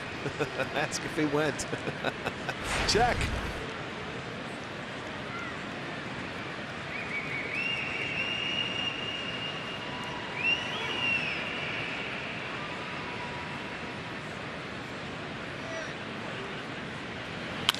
One line to left. Bradley over to try and cut it off. He will, but then he dropped it, and Valbuena easily into second base.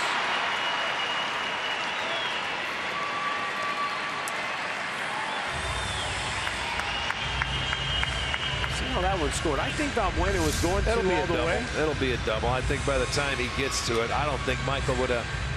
It would have had to be perfect everything for him to throw him out over there. He just couldn't pick it up. He would have to spin around to make a throw as well. I was still hoping to see a play at second base, but the double puts Valbuena in scoring position for Jason Castro. That's only the Astros' 6th hit. All 5 hits came back in the 3rd inning.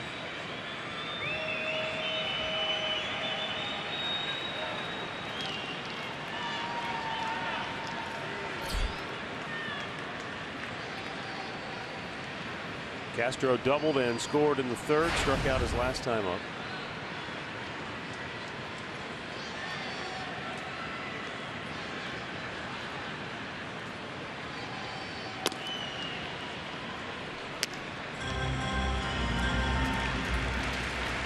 Valbuena is about the only guy in the lineup that doesn't have a stolen base this year.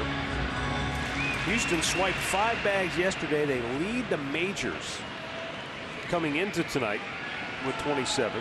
Gomez has the lone steal for the team tonight, giving them 28.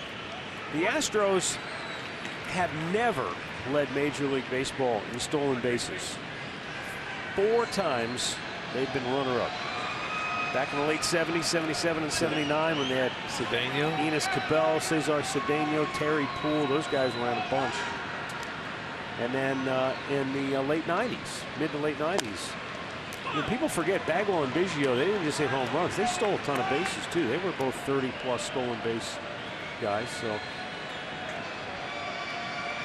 well, they have a nice blend, power, speed.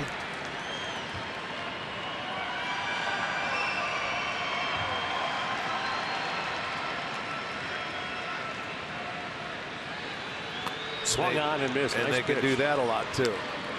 Yeah, like you say, you make your pitches. You know, you can get them. You get them to strike out. You get them to swing and miss.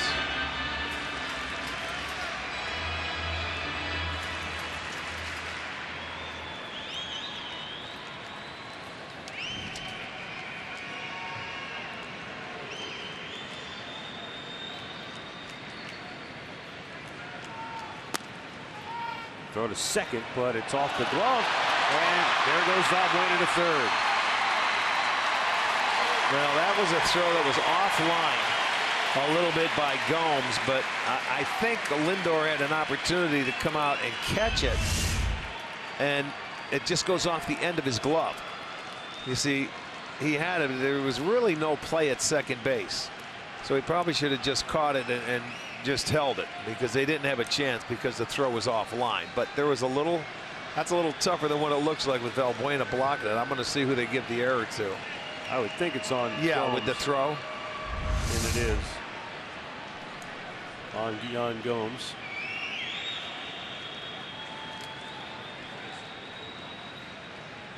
So Jason Castro, now with the infield drawn in, has a chance to get that run right back for Houston.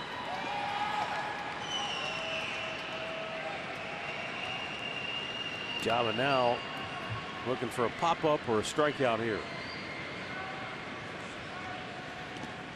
And he walks it.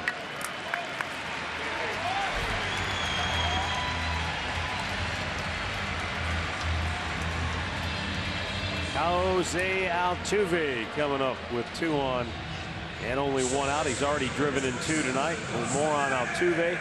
It's gone down to Andre Knott. And talking to Terry Francona before the game tonight, he said, you know, the hard thing about Altuve when he's got guys in scoring position is he's so aggressive and he can hit anything. He said if you want to pitch around him, you almost have to just put the catcher up and take 4 to the side, because he can hit the low pitch and he can drive it. He'll hit the high pitch. He says he really may be one of the toughest guys to deal with in these type of situations, because you can't throw a ball to him. He can hit everything. That's true. He can expand his zone to get the job done. And he's a tough guy to double up because he gets down the line very well. You're right. This is a tough situation for Chamberlain here to try and keep that runner at third.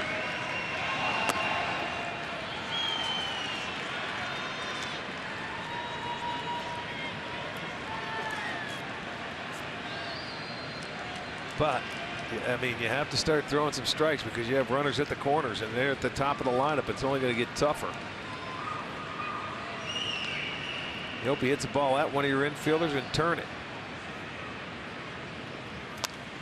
Oh, man, that's the second time tonight an on-deck hitter has almost been picked off by a Houston batter. And George Springer is not a guy you want to get hurt. And earlier it was Altuve who almost got picked off. With the bat. And Castro struck out back in the 4th. He let go of the bat.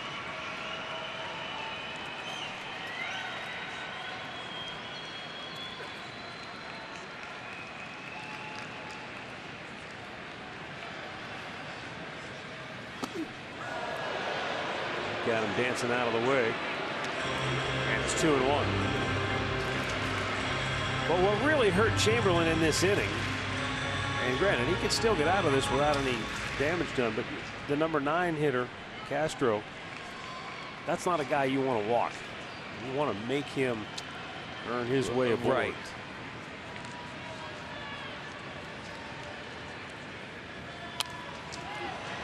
Back to the screen, 2-2.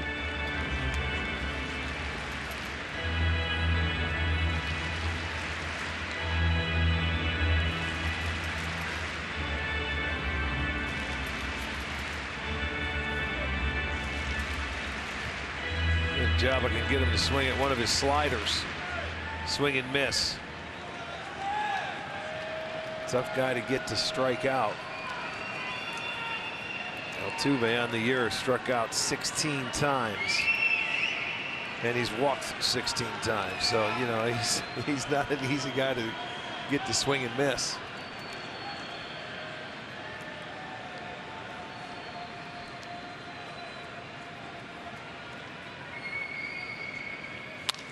Punches it foul. Well, you mentioned the strikeouts. The Astros hit a lot of solo homers, a lot of strikeouts, but they do all those things collectively. No one guy is among the league leaders in strikeouts. They have 5 guys with over 30 strikeouts, and they got a couple more with like 25, 26. All right, let's see if that pitch out there. He threw the fastball off the plate that he just fouled off right. See if he follows up with a slider. He's going to start it off the plate and try and get him to swing and miss this time.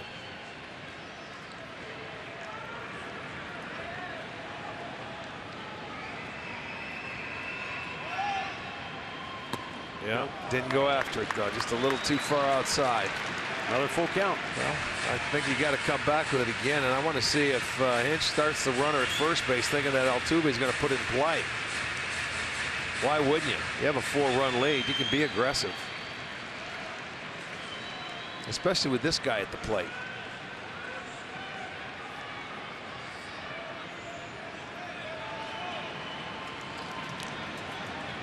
Castro not running, and Altuve fouls it off. That was the pitch, and he still got a piece of it.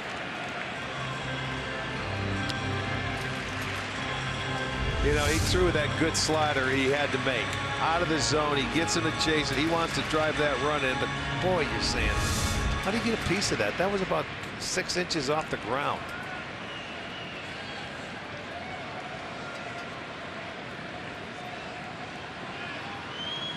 What does he follow that up with? I don't know, maybe jam him inside. He's awfully quick though. I'd go slider away again. Runner goes. He left it in up. the air to right field. Back goes Chisenhall. Makes the catch, but the runner at third will tag and score. And the Astros get the run right back. 6-1 Houston. Altuve drives home his 3rd run of the night. You know, when you look at the sequence here, started to break a ball away, ball 1. He got the fastball to check his swing. Evens it up. He moves him back off the plate, and he made a bad slider there, but he fouled it off. There's the good fastball to set up this slider. He laid off that one, but he throws a great one here, and he gets caught, and then he hangs one a little bit, left it upstairs, and that enabled Altuve to take him to right field and get the sacrifice fly. Well, and that's where, too, the throwing error really hurts, because that put him at third base. Yeah, it does.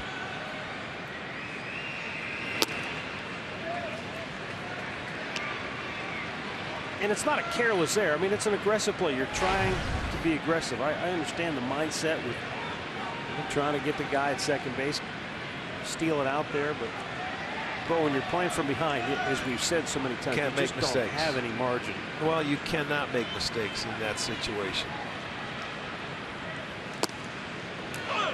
Springer takes a strike. And the thing of it is, you just came back and got on the board in the top half to put you down 4 runs, and then you give them one right back. So that puts you back to the 5-run deficit. For the moment, it's an unearned run for Jabba Chamberlain. 1-1 pitch.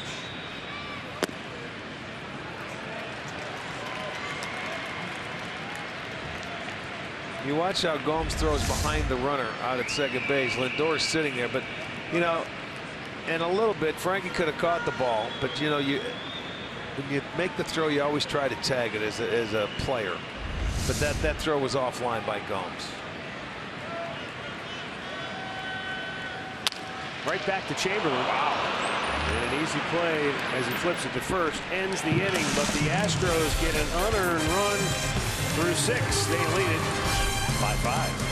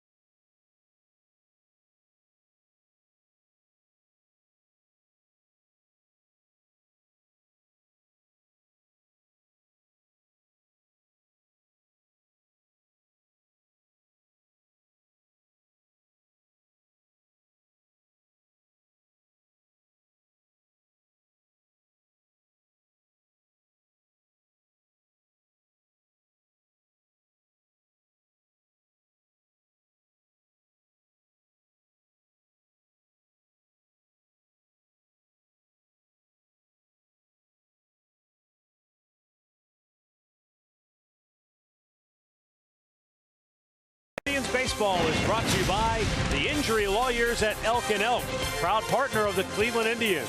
Call 1-800-ELK, Ohio. And by Ford, built Ford tough.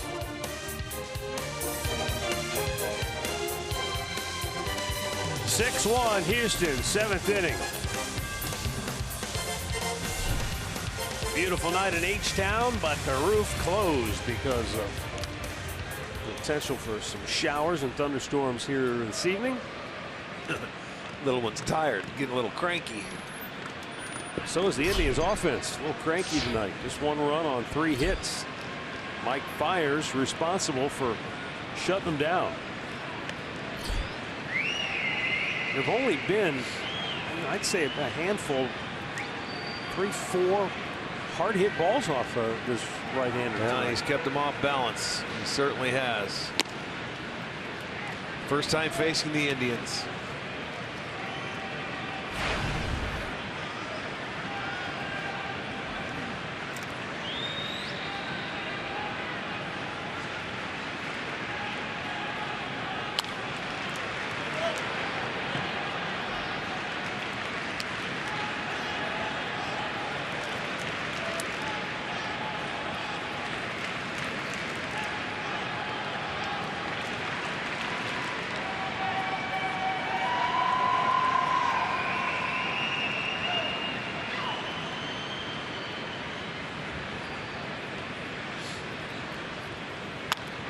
Off the end. A ground ball to third. Valbuena. Buggy whips it over. 1 down.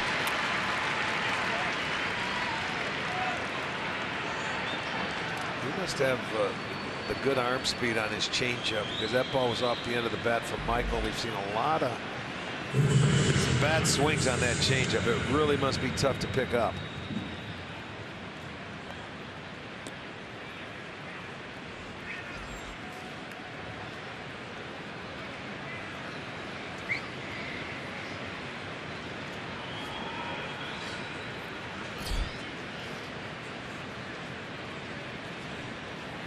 Mike Napoli looks at a pitch outside. Ball 1.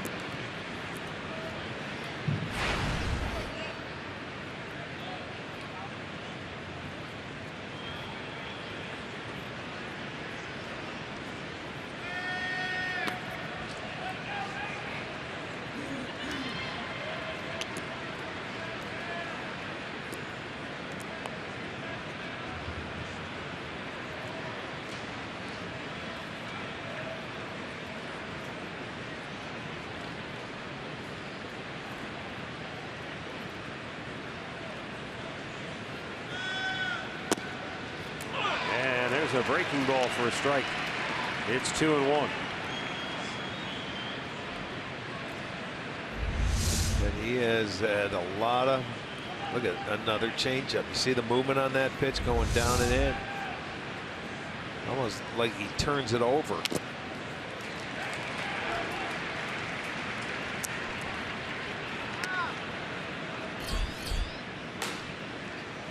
Tommy Hunter getting loose in the Cleveland pen. Houston bullpen still quiet. Could be the final inning of work for Fiers tonight as he closes in on 100 pitches.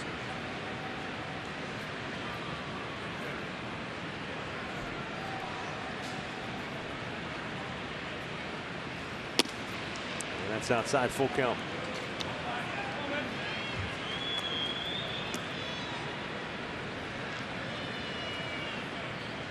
Jose Ramirez hoping to bat with a man on base. If Napoli can get aboard here. The 3-2. Ball 4. It's only the second walk issued by Fiers tonight. Yeah, he doesn't give up many walks. That's 6 total on the year. You can stream the Tribe on your mobile device with the new Fox Sports Go app. Download it from the App Store and take Sports Time Ohio wherever you go. Jose Ramirez has one of the hard hit balls for the Tribe tonight. He doubled to right field back in the second inning. And for the first time tonight, the Astros will have some action in the bullpen.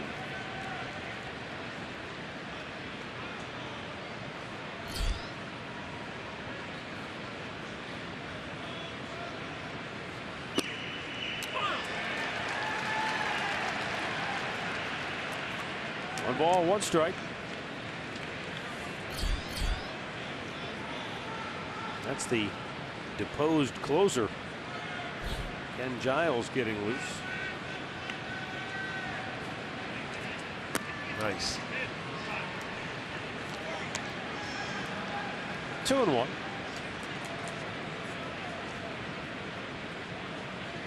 Well, he's had him beating it into the ground, hasn't he? He's had him off balance. It's the 4 strikeouts, 3 fly ball outs, and 11 ground outs.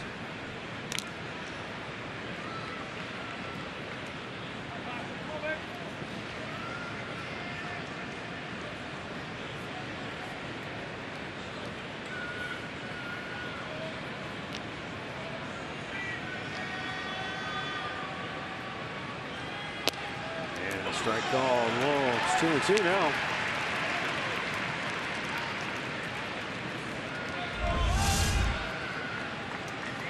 He goes away with that pitch on the outside edge, gets the call, evens the count.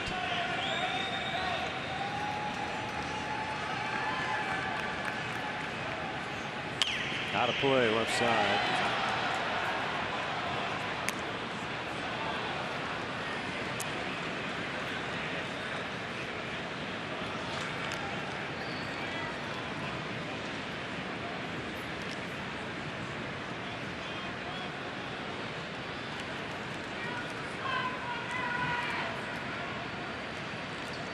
Comes back with a breaking ball.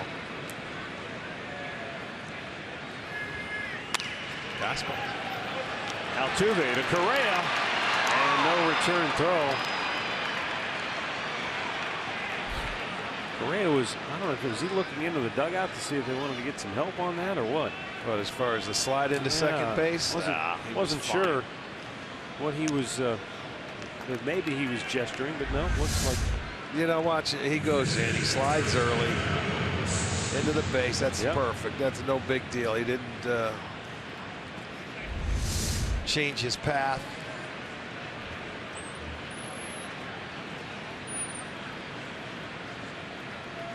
Brett Strom, the pitching coach, coming out just to give the bullpen a little more time. But there are 2 down in the inning with Jose Ramirez at first base. Mike Fiers has been pretty much spot on tonight. He hasn't spun any up there in the middle of the plate that have been able to Yeah. get him hurt. As we say, he stays out of the hitting lanes. Yeah. You know what I mean? The middle of the plate. He's been on the outside 3 inches on the inside and outside. And he's missed out of the 9 to 10 inches in the middle of the plate. And he's changed speeds very well.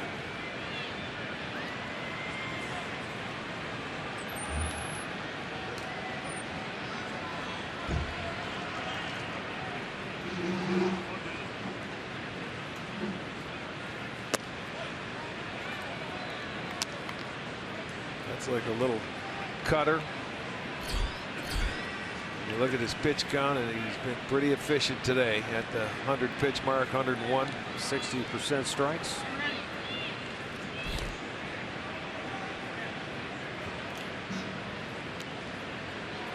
But they have been quality strikes. Yeah, he has pitched under no stress in this ball game.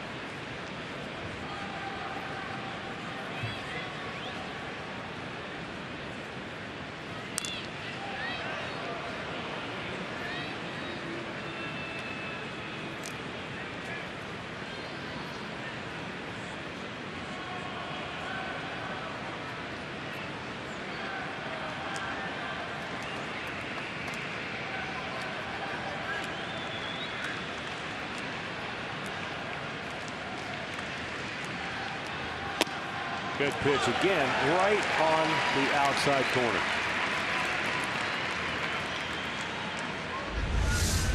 Cuts it a little bit. Good pitch right in the outside edge is right, no doubt.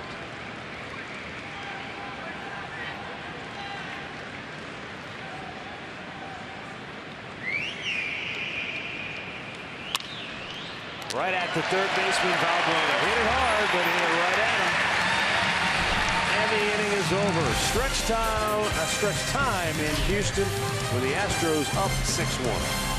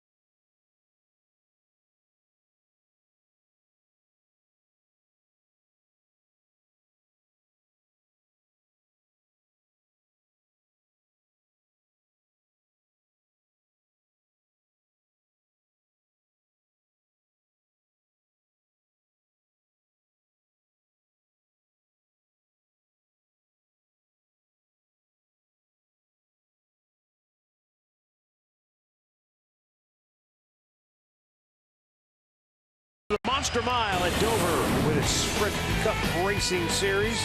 Jimmy Johnson looks to defend his title from last year. It's at 11:30 Eastern on FS1. Or watch it live on Fox Sports Go.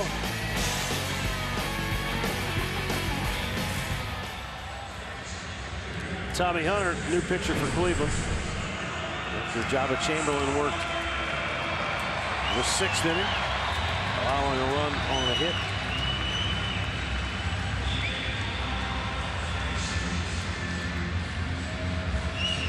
Hunter will have the heart of the order. Carlos Correa, Colby Rasmus, and Marlon Gonzalez due up.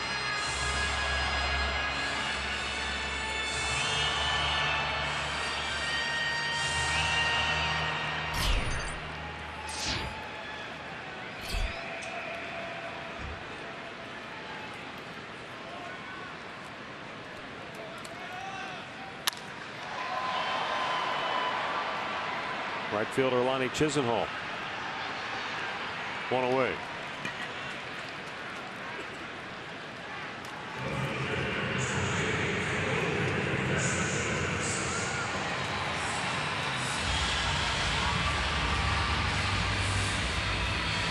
Colby Rasmus drove in 2 back in the 3rd inning.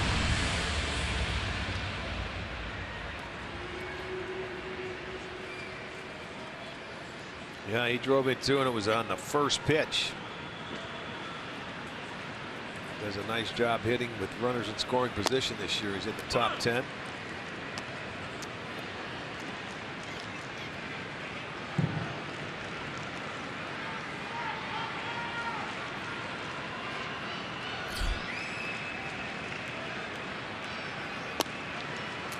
Bullseye. It's 0-2.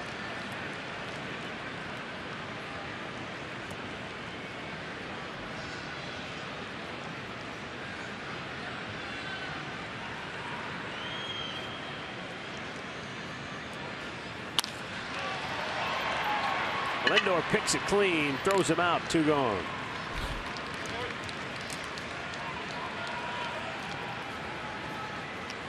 Same 2 teams back at it tomorrow night. Trevor Bauer, Chris Davinsky, the matchup, 8 o'clock Eastern on Fox Sports Ohio. I mean on Sports Time Ohio.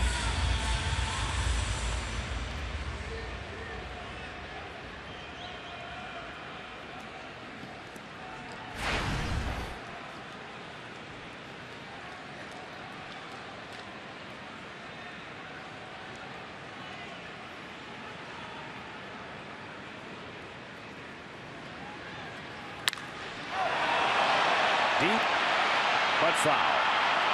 Oh, foul. My goodness. Was that hit hard or what? That was hit very hard. Guys looking for it. Did he find it? Up under the seats up there?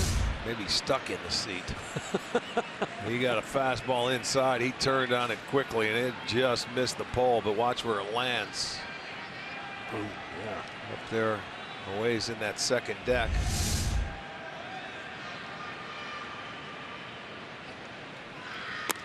A little bit low.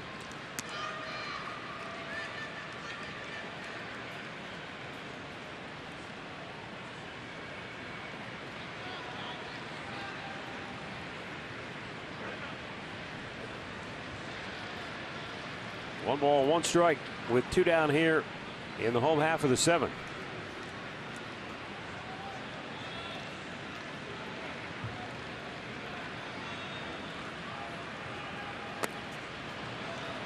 Marwin Gonzalez started his big league career with 25 solo home runs.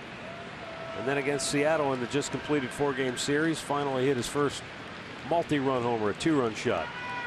Baby steps. Another 10 years, he'll work his way up to a grand slam.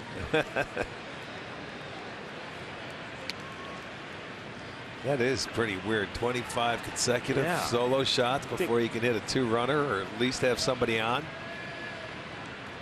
That's where you just blame the rest of your teammates. Somebody's got to get on base in front of me. I mean, come on, wasting all his power. Slap the other way, out of play.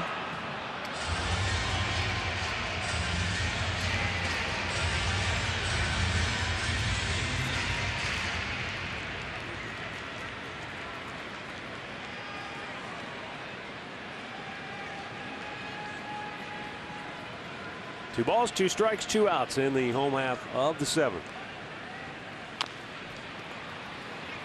Big bouncer, Napoli will tag the bag. The inning is over. We'll go to the 8th, with the Astros still up 5.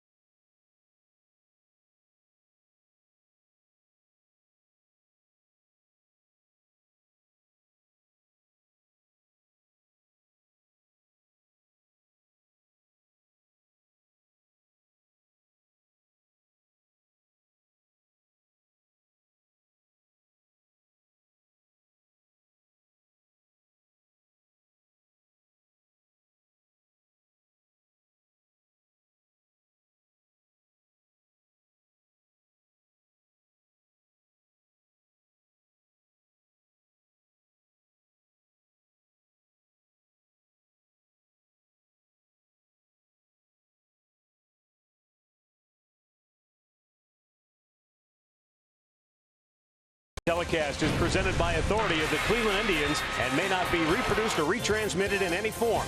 And the accounts and descriptions of this game may not be disseminated without the express written consent of the Cleveland Indians.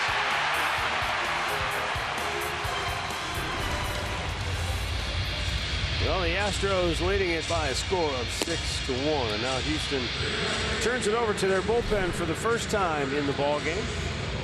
Ken Giles, who came over from Philadelphia to be the closer, but really struggled early. Lost his role as the closer. Pitched the third of an inning on Thursday against Seattle. Walked the first guy he faced. And then gave up a base hit. Left the game with a couple of guys on base. Yeah, we faced one of the guys that they traded for. Remember Vincent Velasquez in Philadelphia, the starting pitcher. Yeah. To get this guy, and he's not even closing. Slow roller to Altuve. Two guys end up in the bag. Nobody takes the throw, and on his way to second is Chisenhall. How do you like that? What happened? The pitcher was running over there to cover, and Gonzalez would have got there, but Altuve throws it in between the both of them, and nobody gets it. I don't know if he was trying to lead the pitcher, and the first baseman backed off, or what. But a little communication. Watch where Giles goes. He's running over to that side. Okay, Gonzalez. Oh, he peeled off. That's what happened. He peeled off on the play thinking Giles was going there, and Giles held up. See him peel off? Well, is that just inexperience on Gonzalez? Yeah, that's Gonzalez. Get to the bag. Get to the base. That's a routine ground ball to second. There's no reason the pitcher should have to cover on that. Cost Altuve an error. Oh, they gave the error to Gonzalez. Yeah, well, he peeled off. That was his error, really. Maybe it was a mental error, but the throwing error looked like it could have been Altuve's. Is right. But as you pointed out, the throw was on the bag, just nobody was on the bag. Right to the third baseman, Valbuena, and Davis is out number one.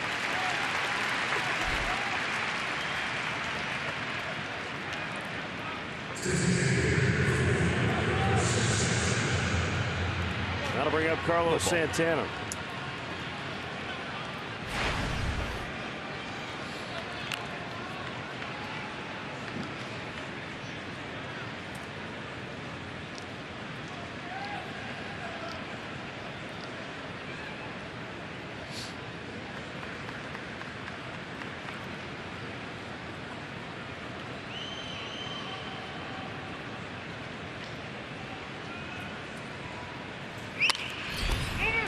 Big bounce at first. Gonzalez will take it himself this time.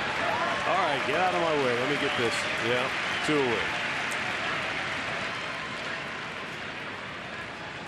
Looking back at our keys to the game, courtesy of Mazda, Indians didn't do much at all against Mike Fiers tonight. He was very good. And the Astros, they did manufacture. They didn't use the long ball tonight. But it all came in one inning. An avalanche against Corey Kluber in which they batted around and knocked him out of the game in the third inning. They had 5 of their 6 hits on the night in that third inning, and it happened so quickly on Kluber, and it was shocking after the way he started the game out. You know, the first inning, 3 strikeouts, dominant. I mean, just putting pitches right on the outside edge, and you're going, holy cow, how did this happen? It is a strange game sometimes. Just when you think you've got it figured out, you don't.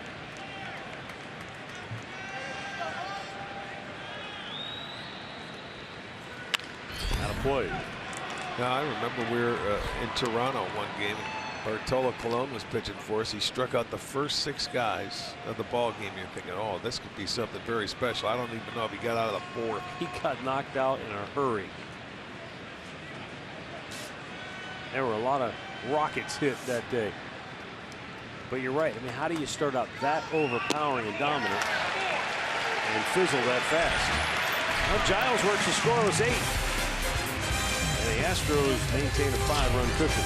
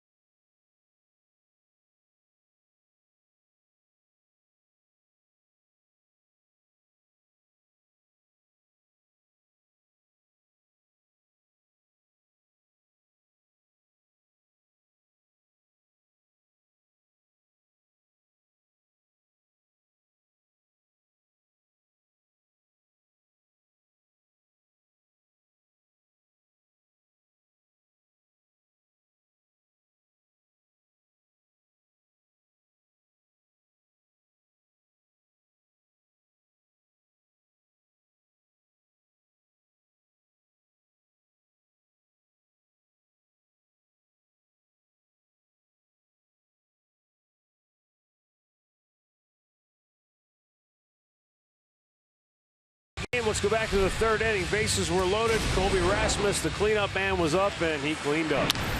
First pitch in the at-bat, he drives a base hit to right field. Chisenhall with a good throw to the plate. Combs comes out front. He tries to get the tag back on him, but Springer beats it, gets his hand at the back of home plate. And it scored the 2 runs. That gave him the 5.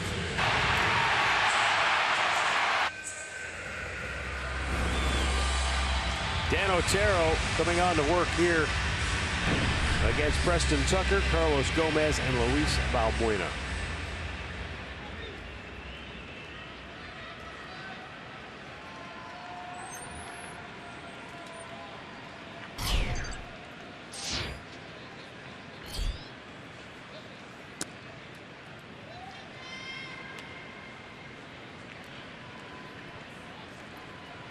Tucker 0 for 3 on the night.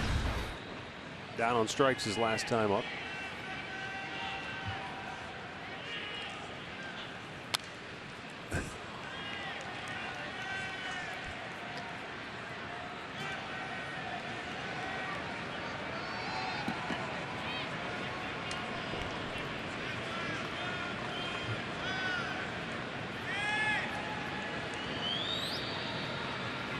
Tucker hit 13 home runs in just 300 at bats last year for Houston, his first taste of big league action.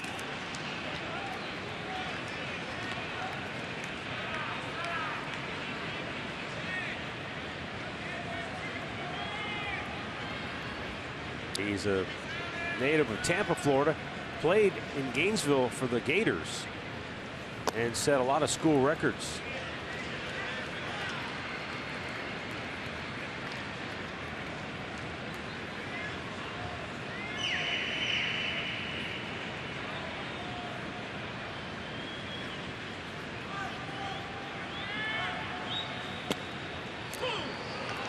Strike 2, full count. I was thinking, wasn't Matt Laporta a Gator? I believe he was, yes.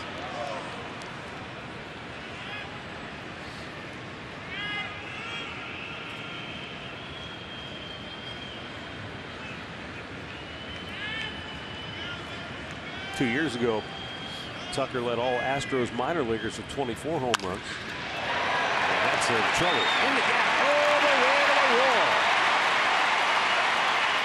Tucker holds at second base with a leadoff double. Well, nice piece of hitting. He went down and got that ball. Jumps off his bat.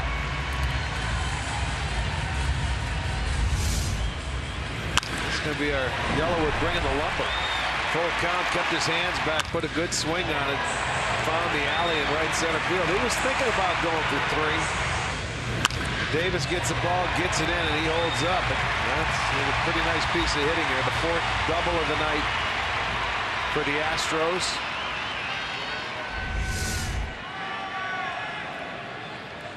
Up comes Carlos Gomez, 0 for 2.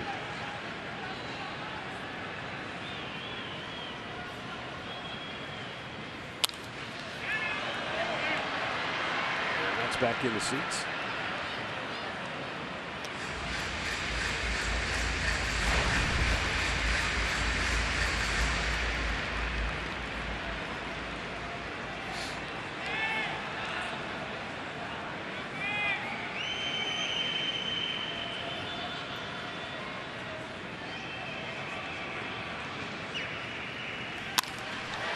And a base hit center field. Gomez will try to plate Tucker, and he will. Just his 5th run batted in on the year. And the Astros now lead it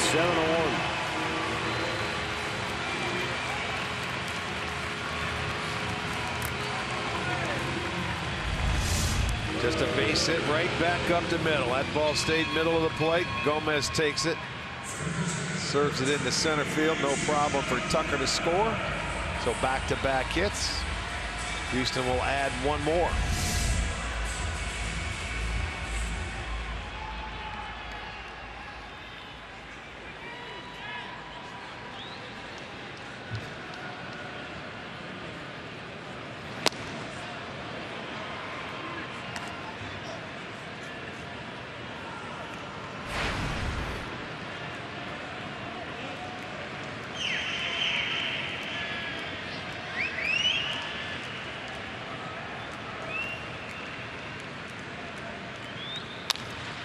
to first.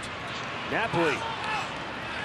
You know, that was weird. I think he felt the ball came out of his glove. Yes, he did. He looked like it may have fallen out of the glove, unless it got caught somewhere. You see him. Now, you remember, he had to go get a different glove in Cleveland on the homestand because it busted through the webbing, I think. And you see, I don't think he realized he had it in there. That's really strange. He wanted to step on it and throw to second base, but I don't know if he just didn't feel it in the glove or what. But he got the out. I mean, there is an out there. Jason Castro, the batter.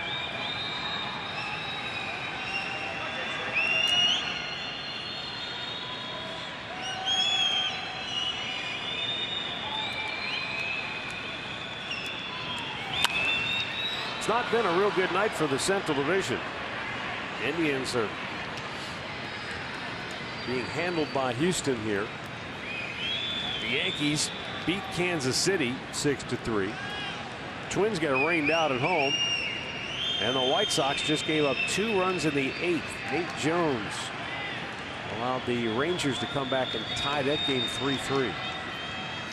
Didn't you say it's tough to have a 2-1 game down in that place? It certainly is. Yeah. You got to play all 9 first. Well, they had gone ahead 3-1. And then I'm not sure. Let's see what happened there in that 8th inning. No, Beltre base hit, run scores, and then an RBI double. Swung out and missed. Castro couldn't catch up.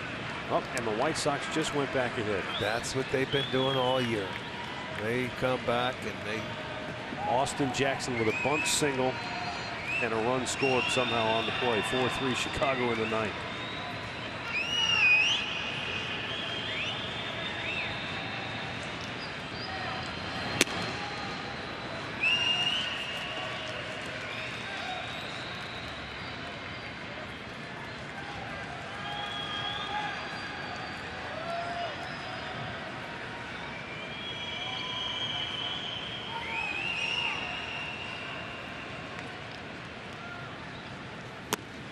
Chased one down low. And Otero strikes him out 2 away. As promised earlier, it's Miller time, brought to you by Miller Lite. Jose Altuve, we've told you about his offense. Pretty good defensively as well. Yeah, took a hit away from Brantley with the barehanded play, ranging to his right. And you know the guy can hit. He can just flat out hit. Drove in a pair with a double. His 15th double. He has 3 RBIs on the night, so give him 22. There's a good pitch, running that fastball in on his hands.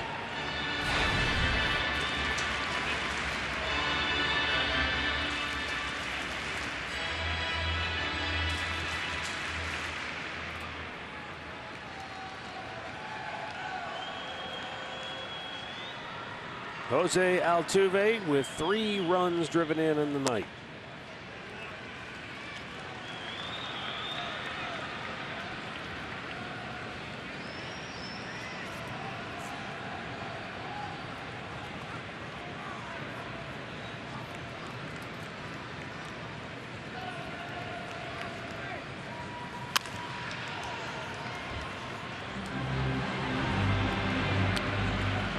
Now, the great thing about a guy like Jose Altuve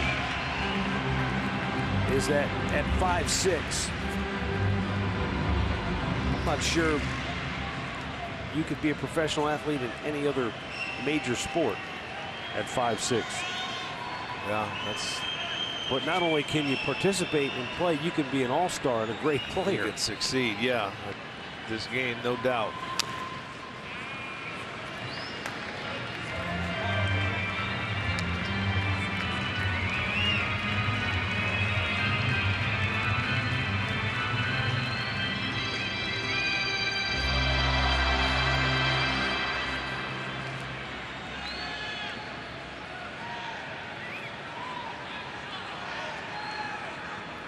Remember back in the day when the Redskins, Washington, had the Smurfs, the wide receivers? Yeah, yes.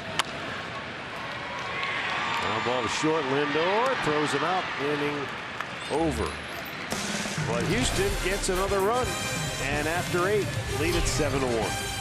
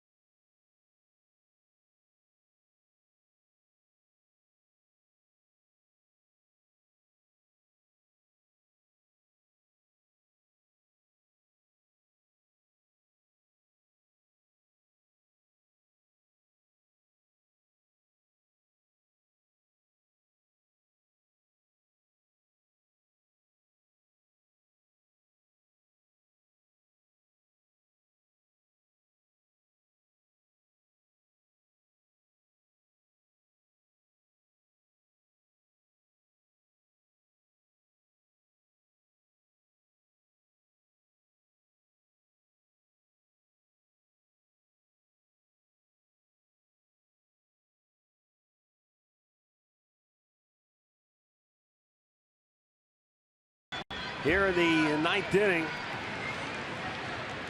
Francisco Lindor, Michael Brantley, Mike Napoli do up. Scott Feldman, the new pitcher for Houston, after Ken Giles worked a scoreless 8th inning.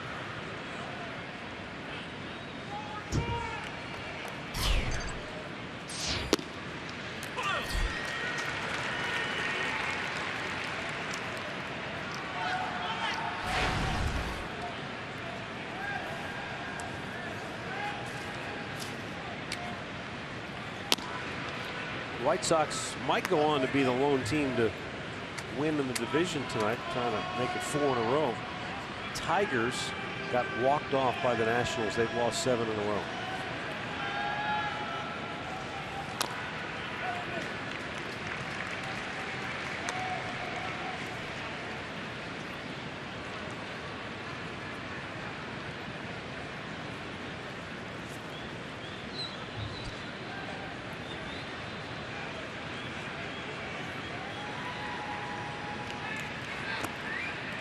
Down low.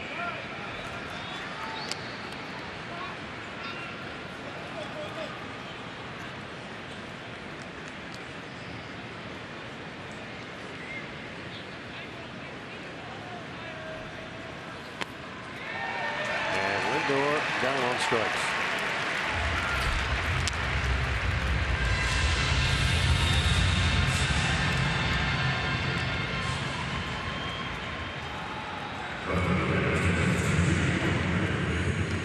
That's 6 strikeouts for Astro pitching tonight. Fiers had 4, Giles had 1. Now Feldman gets one.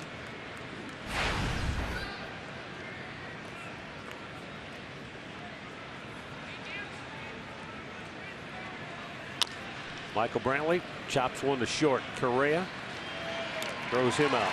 2 down.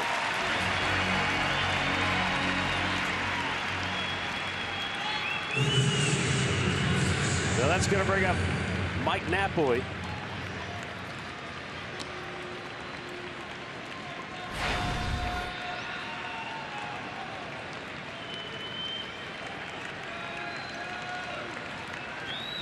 So the Indians' meat of the order, if you will: Jason Kipnis, Francisco Lindor, Michael Brantley, and you can even include Mike Napoli the number 5 hitter.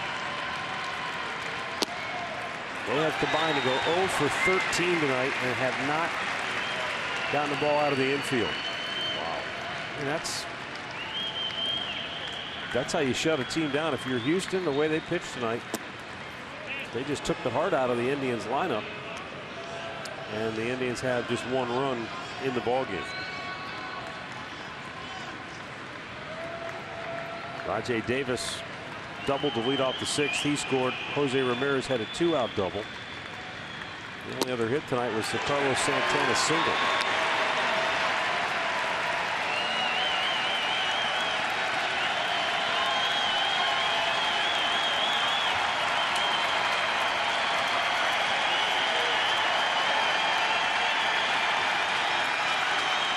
Strikes out to end the ballgame. The Astros, my goodness. The Astros take the series opener. Wow. By a final score of 7-1. Well, they've been waiting a while to celebrate. They've lost 6 straight series openers. Okay. Until tonight. Well, they scared me. Boy, oh boy. Well, they played well tonight. They came out, they pitched well. They jumped on Kluber in the 3rd inning. 5 hits, 5 runs, and they made it look easy tonight. So they are playing some better baseball. 7-1 is the final score. We'll have some final thoughts from Houston when we come back.